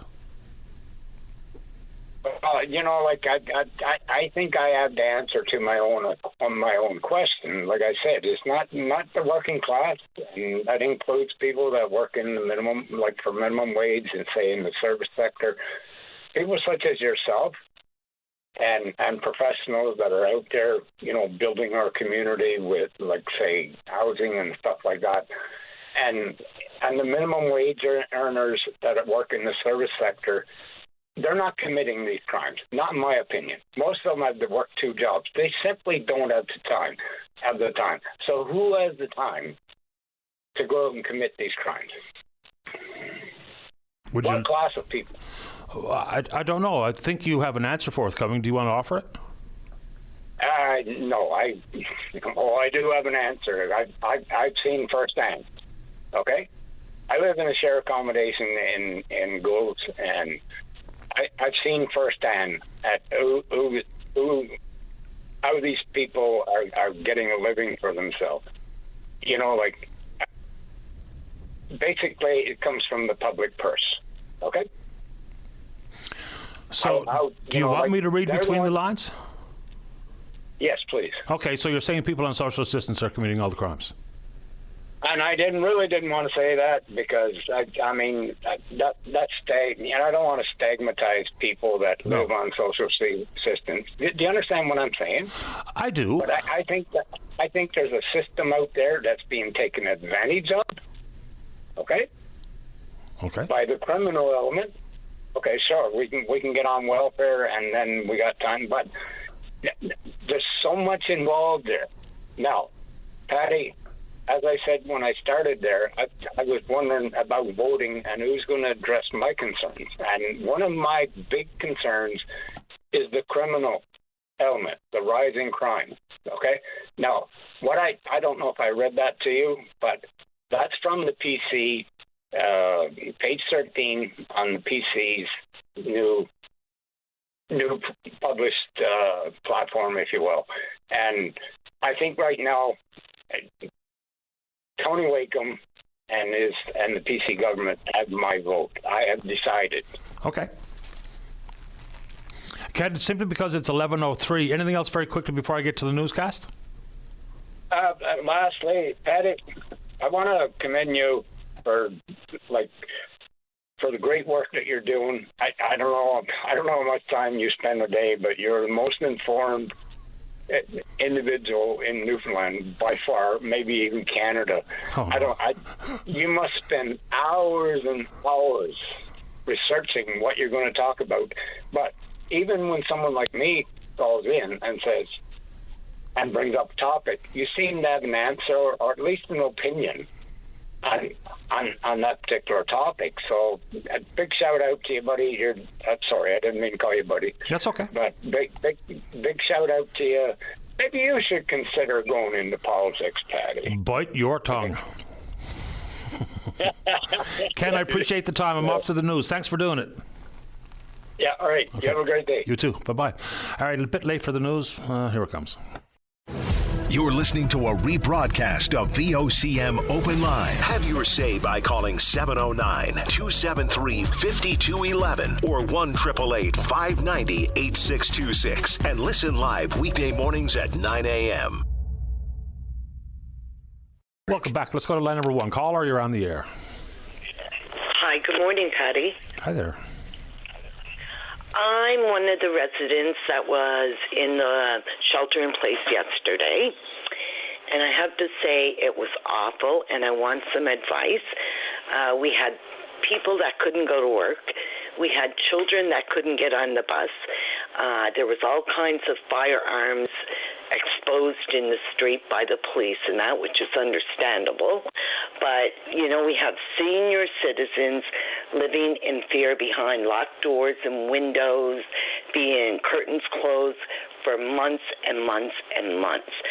We are we're frustrated. We don't know where to turn. For those of us who sent emails to the city, Danny Breen, quoting the bylaws of the city to have this house shut down, he has blocked every single one of us. I want to know why.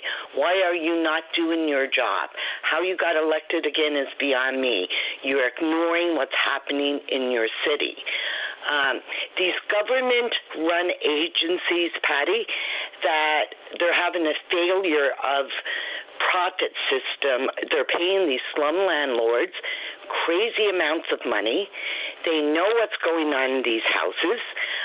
They've been sent videos. They've been informed. They've been contacted. But their attitude is harm reduction. Harm reduction for who? It's not the people living in these neighborhoods. When children can't play, people are scared to look out their windows. I mean, the fighting, the breaking windows, the screaming, the drug trafficking is non-stop. I know. Look, I really do not understand why the city is loath to enforce the City of St. John's Act. You look from sections 275 to 285, and they very clearly have a lot of authority that they don't utilize, and I don't know why. And, I mean, it says something when the mayor of your own city blocks its, residents for asking these questions. We're blocked. Everyone that I spoke to that had sent letters to the mayor has been blocked. Why? Why are you ignoring this? How you ever got it voted in, Danny Breen, I don't know. But, as for these government agencies that are putting these slum landlords, Patty, major profits for them to keep these houses open. I mean, that's paid on the taxpayer's dollar. Why are they not having people? They occasionally have people go to these houses, but they're given advance notice where, you see 30, 40 people leave these houses with bags so someone can come and inspect these houses, and they seem to think, it's all okay, until the door shut and all these people move back in. Now, they may be paying for 4 or 5 people per house, but let me tell you, there's probably 15 to 20 people living in these houses. They certainly can be. I mean, we've heard those stories in the past. And again, to your summary point, the city has plenty of authority here. Sometimes you say, well, it's all got to be about the police. Well, the city can initiate. And some of the problems extend to who the landlords are. And the landlords turning a blind eye to crime in their homes just because they're getting paid enormous amounts of rent money by whoever, whether it be the province or otherwise. So obviously, I understand it to be a problem. And when I see stories like shelter-in-place orders given yet again in very similar neighborhoods yet again. Of course, I'm just glad sometimes I don't live in those neighborhoods, but I feel for people who do. That much I can tell you in no uncertain terms. Anything else you want to say this morning while we have you? Yes, the slum landlords that have these houses in these places don't live in these neighborhoods. They don't understand the real terror and fear and take away our peaceful enjoyment. Our children can't even go out and play anymore. It's so much crime. It's so many, and I hate to say it, but there's zombies walking around in these neighborhoods. There's needles everywhere. There's garbage everywhere. Something has to be done. Points taken and understood, caller. I'm glad you made time. I hope you're doing okay. Thank you so much, Patty. You're welcome. Bye-bye. Bye. Yeah, it was carefully broken down by Mike Murray, former Crown Prosecutor, joined us on the programme to walk us through some sections of the City of St. John's Act, which is the provincial legislation regarding the operations here in the city, and the authority that they have, that they seemingly will not utilise. I have no earthly idea why. You talk about political victory and you talk about public safety, which, of course, we hear people talk about all the time, whether it be a survey from the Provincial Department of Justice and a survey of the residents of St. John's. If people feel less safe and you have tools in your toolkit that can help on that front, maybe, just maybe, you reach in and grab one of those tools. Let's go ahead and take a break. Don't go away. Welcome back to the show. Let's go to line number 4. Daryl, you're on the air. Oh, hi, Paddy. How you doing today? Best kind. You? Good, thanks, and thanks for having me on your show there. You got a tremendous show going there as usual, and keep up the great work. Paddy, I want to talk about this Upper Churchill deal, and I'm hearing commentary like come 2041, Quebec might be there to do a deal, and I hear the commentary also like they might go elsewhere if we don't make this deal. And it to me it don't make total sense at all. Because when you look at it now, that deal now to 2041, Quebec is getting billions of dollars, we're getting millions. So when you look at it, if Quebec had the option to go elsewhere, they would go elsewhere, plus they wouldn't open up this contract and still make the mega dollars from the Upper Churchill, plus they would go elsewhere. But the moral of the story is they got nowhere to go. This is why they're coming here now, open up the contract and want to redo the deal, because we went through it since '69. How many times we challenged it and no go, they didn't want to hear tell of it. Now they want to open up the contract because they need the power, because that Upper Churchill is a gem and they need the power because there's more and more demand for power now, like with tech companies and AI, and there's big tech companies now that needs power more than ever. So when you look at that actual essence, like when I hear all this commentary, like they go elsewhere and all that, if they could go elsewhere, like it's just said, they will go elsewhere, plus they wouldn't have opened up that contract and they could make more money. So they had no other choice. They got nowhere to go. They got to come to us because they got no other choice. And I listened to the past two callers before me, the doctor. And if I was listening, I really tuned into it. He made a lot of sense what he said. But if this deal goes through, I stand to be corrected that the Muskrat Falls could become stagnant if Quebec gets the water rights. You correct me on that one? Yeah, that's not exactly what he said. I mean, we asked Jennifer Williams about water rights and the need to change into a water management system that's equitable to all of the facilities, both the Upper and Gull and Muskrat. So, you know, what exactly that looks like, I think we're yet to have a fulsome understanding of exactly what that means. But that's where we have maybe the cart just slightly in front of the horse here when we're talking about a non-binding MOU versus a contract that has hard and fast details that we're going to need to carefully consider when it comes out. I don't think I don't know how much energy we should put into whether or not Quebec will move on to the next best option, because they don't just have to be in the world of hydro. Right? I mean, they could be in the world of whatever source of energy, and the reason that they came is because they need the power, and they need the power sooner than later. I mean, they're talking about commissioning Gull Island, if they get at it at some point in the very near future, at 2035.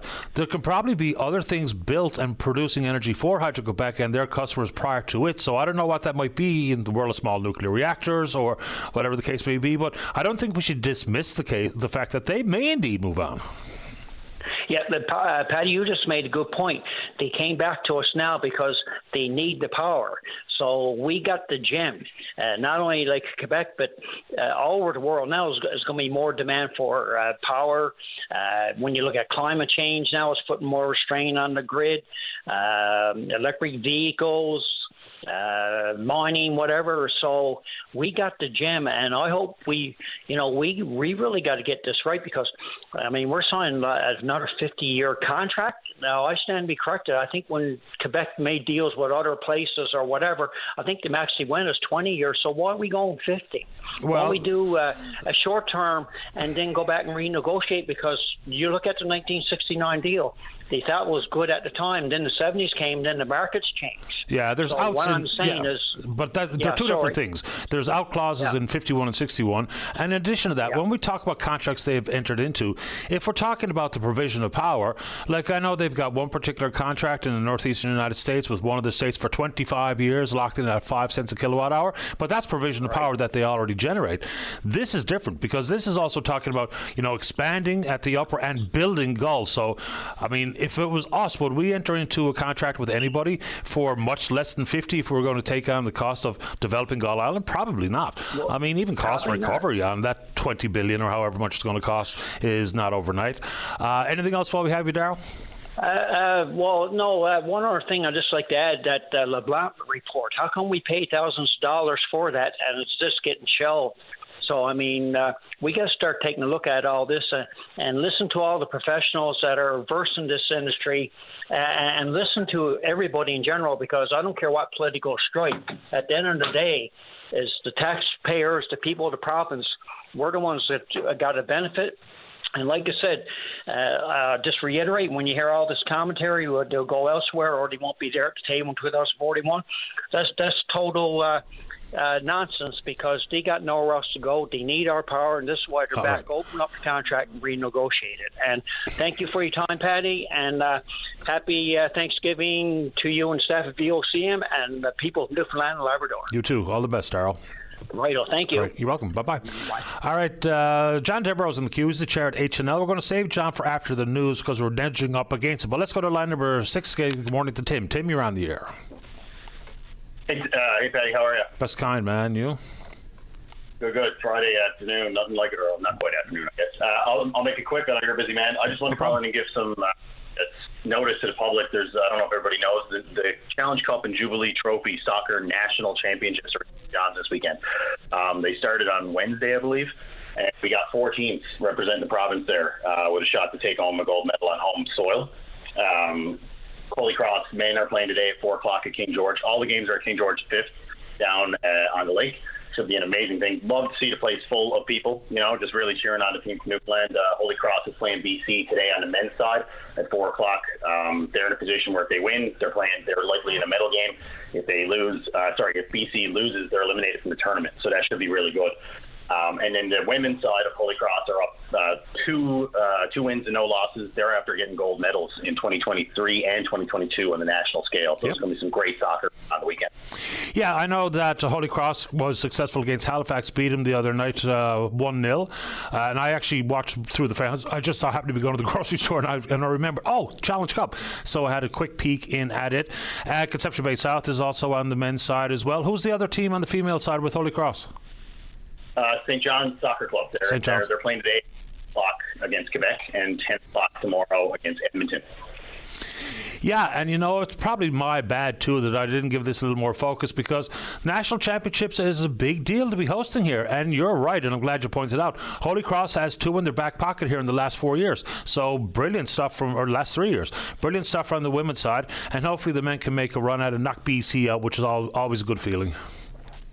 Yeah, that'd be great. I want to highlight that the men took home a national bronze medal as well in 2022, which is a huge event, because the last men's medal was in 1989, which was silver, and 88 national gold with Johnny Breen and those fellows, the Breen brothers, who you might be familiar with.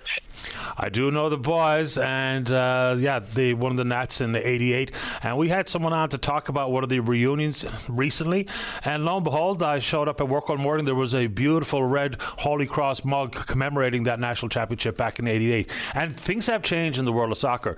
I mean, and not begrudge any of the legends of the past, but what was once maybe a bit of slog ball and run your guts out, we're actually producing a lot of footy talent around here these days, which is great to see. There's some amazing fellas coming out of here. A couple of guys playing semi-pro or even top tier levels across the country. Yep. It's great soccer to watch. It keeps you on the edge of your seat. I'm sorry. Go ahead, Tim. I was just going to say, I hope we take it home. It'd be great to take one home on home soil. I've been traveling to see my brother play in these tournaments since probably 2012. Holy Cross men have been 13 years. I think this is our 13th national since 2010. So it's a really, really important run, I guess. Who's your brother? Jake Warren. Oh, cool. Nice. Yeah, there's a couple of young fellas that I know that my boys would have played with, like Ethan Slaney and Jacob Grant, a couple of those guys. So I do know some of the players, and I wish both sides, the women's and the men's, nothing but the best of luck for the remainder of the national championships. Good to have you on the show, Tim. Thanks a lot. Yeah, shout out to Jacob Krupp, by the way. He scored the only goal against Halifax there the weekend, or the week. It was a beauty just from outside the box. He's a beauty all the way around. I remember when my boys, I guess it was Nicholas played with Jacob, or maybe it was Jack, I can't remember. And you could tell when he was quite young that he had it. I mean, he had the left and the right foot going. He was quick. He could think the game. I mean, he was the first kid I saw score with a header when they were like 10 years old, thinking, okay, here we go. This guy can play. He's a talented man. Thanks so much for your time today, Pat. Happy to have you on, Tim. Good luck and enjoy. Thank you. See ya. You're welcome. Bye-bye. All right, let's take a break. When we come back, we're talking hospitality as an election issue, and then we're speaking with you. Don't go away. The Tim Powers Show. Join the conversation weekday afternoons at 4 p.m. on your VOCM. Welcome back to the show. Let's go to the line number 5. So come over to the chair of hospitality Newfoundland and Labrador. It's John Devereaux. John, you're on the air. Good morning, Patty. How are you? Best kind. You? We got a couple of important things I want to get out, but first of all, 1988, Dickie Power, you forgot his name there with your chat with Tim about Holy Cross. He was our high school teacher in Trapassi. Oh, I didn't forget Dickie Power. Dickie was actually a friend of mine. Yeah, good. Yeah, well, he was my mentor. Yeah, so anyway, just wanted to throw that away. And also, they won the National Ball Hockey Tournament championship that year, too. So, National Soccer and Ball Hockey. That was India Bears, wasn't it? Was so. Yeah. And Keith Walsh, 2 teachers were at our school there, yeah. So. Yep, cool. Okay, anyway, just want to get to some important points there. And we know the election is coming up next week, and we just want to reiterate how important tourism is to the local economy. And I know I've told you this before, but we just want to let your listeners know how important and how much we contribute to the local economy. So we bring in $1.4 billion annually to the provincial economy. That's representing 1.7% GDP, Patty. So that's, we're not a small fry. So we just want all the leaders of all the parties to understand that. We support 20,000 jobs in our industry. That's 10% of all employment across the business community in Newfoundland and Labrador. We have 2,800 businesses under our umbrella. So, some of the key asks that we're asking our people, our politicians to look at is, again, access. I spoke to you about this before. I think that's very important that we look at that aspect of it all, too. So. There has been some increase in access, especially air, and then there was some subsidies for intra-provincial flights as well last summer. I mean, I do think the direct flights, Paris and Dublin and Gatwick, are absolutely important. If we could only convince a carrier to give us a direct flight in and out of Newark, boy, that would be a game changer.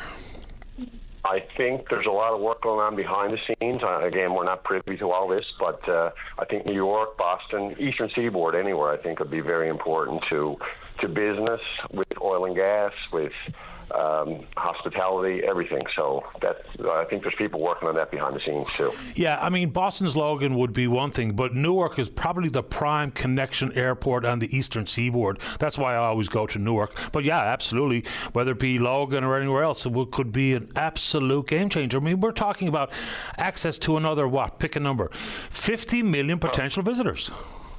100%, yeah. And we're so close geographically, yep. Yeah, so, but no, we just wanted to get that out and let our politicians know that we're a very vital, important part of the industry in Newfoundland and Labrador, and Hospitality in Newfoundland and Labrador is working diligently behind the scenes, let our membership know that we've been talking to all parties, and we just want to wish everyone best of luck. Yeah, outside of access, I mean, experience upon arrival. The advertising in the world of tourism and travel is as much word of mouth as anything else. So ensuring that whether it be the place is clean, the place is safe, the signage is clear, the infrastructure is in place, because when someone goes home and says the place was dirty, the food was bad, then their friends aren't coming. So the government does play a role outside of the hospitality operators themselves, even beyond access. Yeah. No, 100%. And Patty, you know what?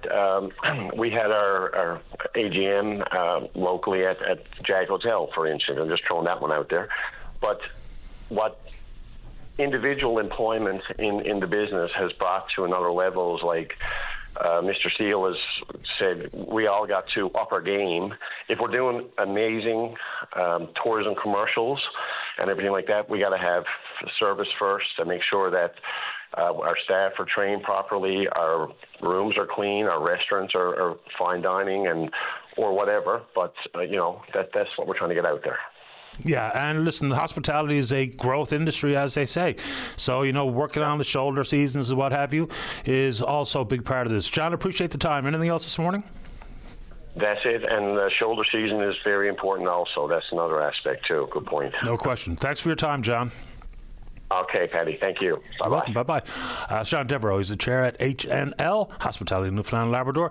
Let's go to line number 2. Chris, you're on the air. Chris, are you there? Chris on hold. Let's go to line number 3. Say good morning to the Liberal candidate running up Mount Pearl Southland, Sarah Furlong. Sarah, you're on the air. Hi, Patty. How are you today? Doing okay. How about you? I'm doing great. I just wanted to give you a call and talk about how well the doors are going and a couple of issues that I've heard. And, I'm really excited to get into the House, be a part of John Hogan's team, and then that way I can help make a difference. Let's dig into an issue or two. Go ahead. Where do you want to start? Sure. So out of all the doors that I've knocked on, public safety is certainly a huge aspect. It's happening now. Seniors, families, children do not feel safe anymore in areas like in Mount Pearl that we never thought that would happen. So what's happening now is I'm knocking on the doors. I'm hearing all of these stories that I would never know this is happening right next door to me, kind of thing. So it goes back to why I got involved in politics. I was always a mental health advocate for up to 10 years, for sure, with my own lived experience. I heard last week there's need for those who have lived experience and lived disability experience. That's why I decided to run, because I have that experience on the ground. I've spent numerous hours with families, working with their children, working with folks who have needed to get to the hospital, needed to have someone to be that voice for them, whether that be through the justice system, whether that be a grandparent who has their children in their care, whether that be sitting next to someone while they're in ICU for a full week as their family's not here. So those are the types of things that I've done for several years that, people don't hear about. So when people ask me, what is your experience? My experience is working directly with the people, and my business experience is mental health transformation as well as business transformation. I'm really looking forward to getting in there and finding out how we can get this problem clear. So we know that we came out with, 90 RNC officers, 2030. We're also hearing, well, that doesn't impact my neighborhood. I live on a great street. But the reality is that it does impact every child in school. It impacts the teachers. It trickles down to different areas in the neighborhoods. And I'm hearing it at the doors every day. One other issue that I did hear is that there's an importance to advocate for natural therapy and supplements through MCP. That's something that has been brought to my attention. I also feel that that's important. And I really think education is a huge piece of preventative measures. I really, I have the chats with my child about needles and pipes and things to look out for. I really want to advocate to make sure that not only parents know what to look for, how to scan for playgrounds, while we're waiting to get this issue cleared up. So I'm ready to get in there. I'm ready to be the voice to make that happen. And I'm looking forward to hearing from all the people. So if you have any specific concerns, anyone listening, you can call me directly at 725-6091, and I'll certainly voice that to the table with John Hogan. Yeah, I mean, there's a lot of angles being taken at community safety, and a lot of it makes sense. But the root causes of a lot of the violent crime, things that we see, we don't get a whole lot of that. We talk about hiring more cops, we talk about hiring more crown prosecutors. They're sort of after-the-fact professionals, as opposed to really trying to have a better grasp on what's causing some of these numbers to spike the way we see, whether it be in intimate partner violence, whether it be drug-related crime, the amount of extortion that we see on the rise. So, a bit more root cause conversation is probably also going to be very helpful, hopefully. Yeah, I agree with you, and I think that is why affordability is so important right now. Poverty, it stems from poverty. It stems from trauma, intergenerational trauma. It stems from not being able to get the work, the jobs we need to create. I'm a huge advocate, and I sat with the all-party committee last year talking about the need for interdepartmental collaboration. So whether that be education or justice or healthcare, whether it's physical or mental health, we know they're connected. So I'm looking forward to being that gap to help be that voice so that everyone gets heard and we're all working together. It's important, regardless of what party you stand for. I think that we all have a common denominator here. We want to live comfortably. We want to be safe, and we're looking out for our future. I appreciate your time, Sarah. Good luck out there. Thank you so much. You're Hope welcome. everyone gets out to the polls on Tuesday. Hear, hear. Thank you so much. You're welcome. Bye-bye. Bye-bye. Sarah Furlong, runner for the Liberals out in Mount Pearl, Southlands. Final break of the morning and the week. Don't go away. Welcome back to the show. Let's go to line number 2. Chris, you're on the air. Good morning, Patty. How are you doing these Doing days? okay. How about you? Not too bad. Did you watch the debate the other night? I did. Is there anything that came to your mind that you didn't see there, such as the Moyer Green report, stating that a few years ago we owed $43.3 billion? Is that correct today? Because I'm hearing people calling your show saying we owe $20 billion. I would really like to know how much we do owe. Well, the numbers that are floating around, if we simply talk about debt, then it's, just cleared $17 billion, on its way to $20 billion. But if you look at total liabilities, total debt, total financial exposure, that number, as per Rob Antle's reporting and numbers that I'm trying to dig into a little deeper, is much higher than that. We are talking approaching 50, because that's all the liabilities, pension and otherwise. So, debt is just one standalone item in how much money we owe. Okay. Did any of the past premiers call your show in the last couple of weeks? I know one did. Who? Sorry? Any of the past premiers that served. I know there was one premier called, but I didn't hear any others. Can you tell me if any of the past premiers called your show on this memorandum? Danny Williams. Danny Williams did. Yes. That's the only man that called. Now, where are the rest of the voices? They're not out there. Well, let's go back, Patty, to the first premier. When he left office, he left us with $300 million. The second premier left us with $2.5 billion. The third with $5 billion.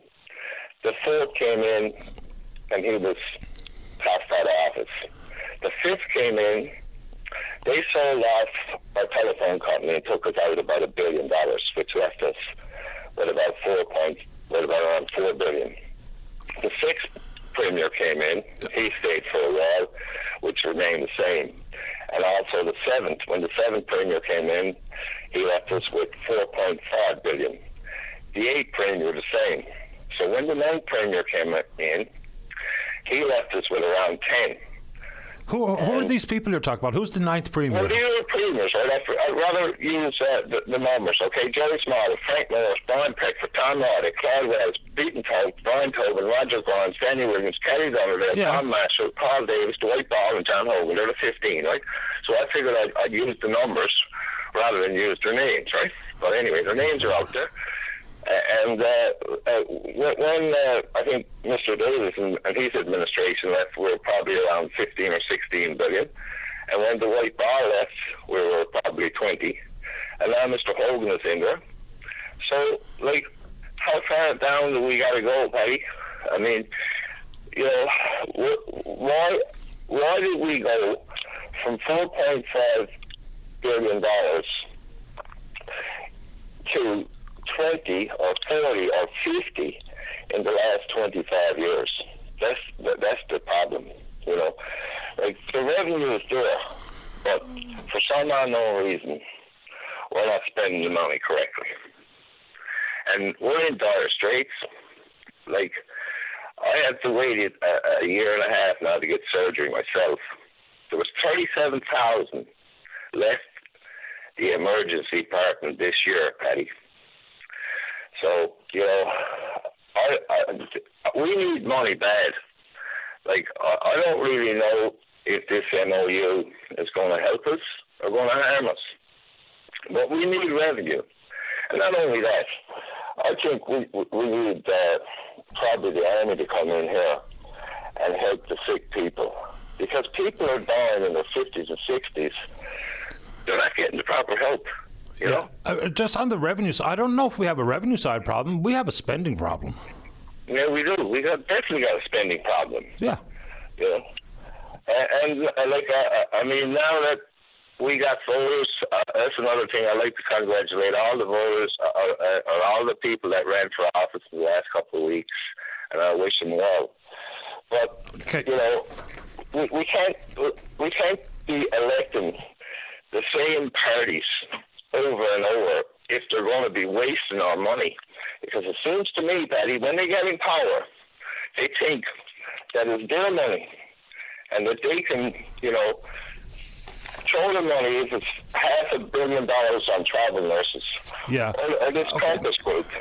You know? Yeah, well, government doesn't have their own money. That's something that we should all be able to wrap our minds around. I do want to sneak on another call this morning, Chris, before I run out of time. All the best. Appreciate your time. Thanks a lot, man.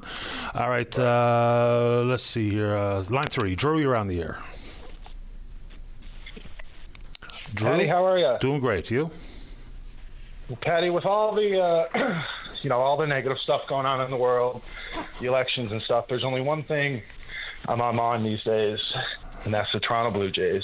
Hey, love it. Are they ever looking good? They are hot. They are fun. And boy, are they ever having fun too. Yeah, I mean, I love the Jays. I watch a lot of baseball. One of my favorite things, one thing to knock the Yankees out, and to knock them out at Yankee Stadium was pretty satisfying. And the way the New York media, sports media, talk radio and stuff are melting down is really quite something. It's quite the spectacle. I see it on my Facebook feed for some reason, all these reels coming from some of their commentators, and it's really something else. Quick question, the Jays are, pardon, go ahead. No, I was going to ask, speaking of New York media and the commentators, did you happen to catch David Ortiz talking to Derek Jeter and Alex Rodriguez in the postgame show? The Yankees lose. Yankees lose. Well, that's an old Big Papi, right? He used to do that all the time. He loved saying it. And, of course, he got a couple of them out of Guerrero, which was pretty funny. And, the New York media saying how disrespectful the Jays have been and stuff. I mean, give me a break. In Game 4, they booed our national anthem loudly at Yankee Stadium. I mean, it's so precious. The clutching of pearls is amazing. We're getting the hitting. We're getting some pitching. I was a little bit nervous about. We're getting the bullpen pitching, which we hadn't had at the end of the season, and that they were looking terrible. And the boys were lights out down the bullpen. They gave up one hit. That bullpen game, we were all biting our fingernails over that, saying, "Oh, maybe Gosman should go on short rest, or perhaps." Louis Varland already pitched. Why would he start? We only got Eric Lauer. We got no one else to go. And they were throwing heat, Patty. They were lights out. And credit to Aaron Judge. He hit over 500 in the series. Yeah. That home run off that foul pole, that looked like it was going to go 500 feet. I mean, that looked like the turning point in the series. That was tough to watch. He's the only player in the world that hits that over the fence. It was 6 inches inside and up around the chest. I mean, that was just an incredible shot, and it was a loud one. Nobody should hit that ball. Nobody should hit that ball. To keep your hands inside that ball and pull that as hard as he did, but not only to pull it, but to keep it fair, to keep your hands inside like that, amazing. And Vladdy's hitting over 700 going into the ALCS. I believe it's over 700, and we got Game 5 tonight in Seattle. So That's great for the Jays too. Yeah, Vladdy's OPS is like 2,200. It's wild stuff. Unreal. Yeah, I'm looking for who do you want before I run out of time? Who do you want, Detroit or Seattle? I don't really care. I think if we get Detroit, we'll get Skubal probably twice. He's pitching tonight, so we'll probably see him game 3. And then, if it goes to 7, we'll see him twice. I think Seattle's hotter right now. Detroit had a lot of issues at the end of the season. I mean, the Guardians, they had a near generational collapse. Now, making it to the ALCS, it almost wipes that away. But they had their ups and downs. I think I'd rather Detroit. Fair ball. I'd rather see Detroit. Enjoy the baseball, Drew. Thanks for your time. Thanks, Patty. Have a good one. Go Jays. Yes, sir. Go Jays is right. All right, very quickly, 30 seconds for Jenny on 6. Jenny, you're on the air. Thanks, Patty. Just want to invite people out to our Turn Up the Beat social in the Avondale Community Garden and Town parking lot. It's a free, family-friendly event, so we want people to come out.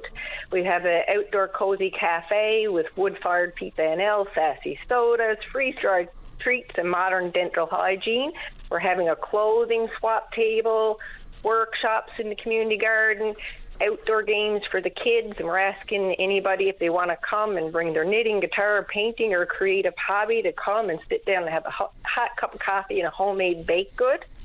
And it's happening tomorrow from 11 to 3. Good luck with it. Hope it's a great time. Awesome. Thank you. You're welcome, Jenny. Happy Thanksgiving. Happy Thanksgiving to you as well. All right, good show today. Big thanks to all hands. And yes, happy Thanksgiving to you. We will indeed pick up this conversation on Tuesday morning, right here on VOCM and Big Land FM's Open Line.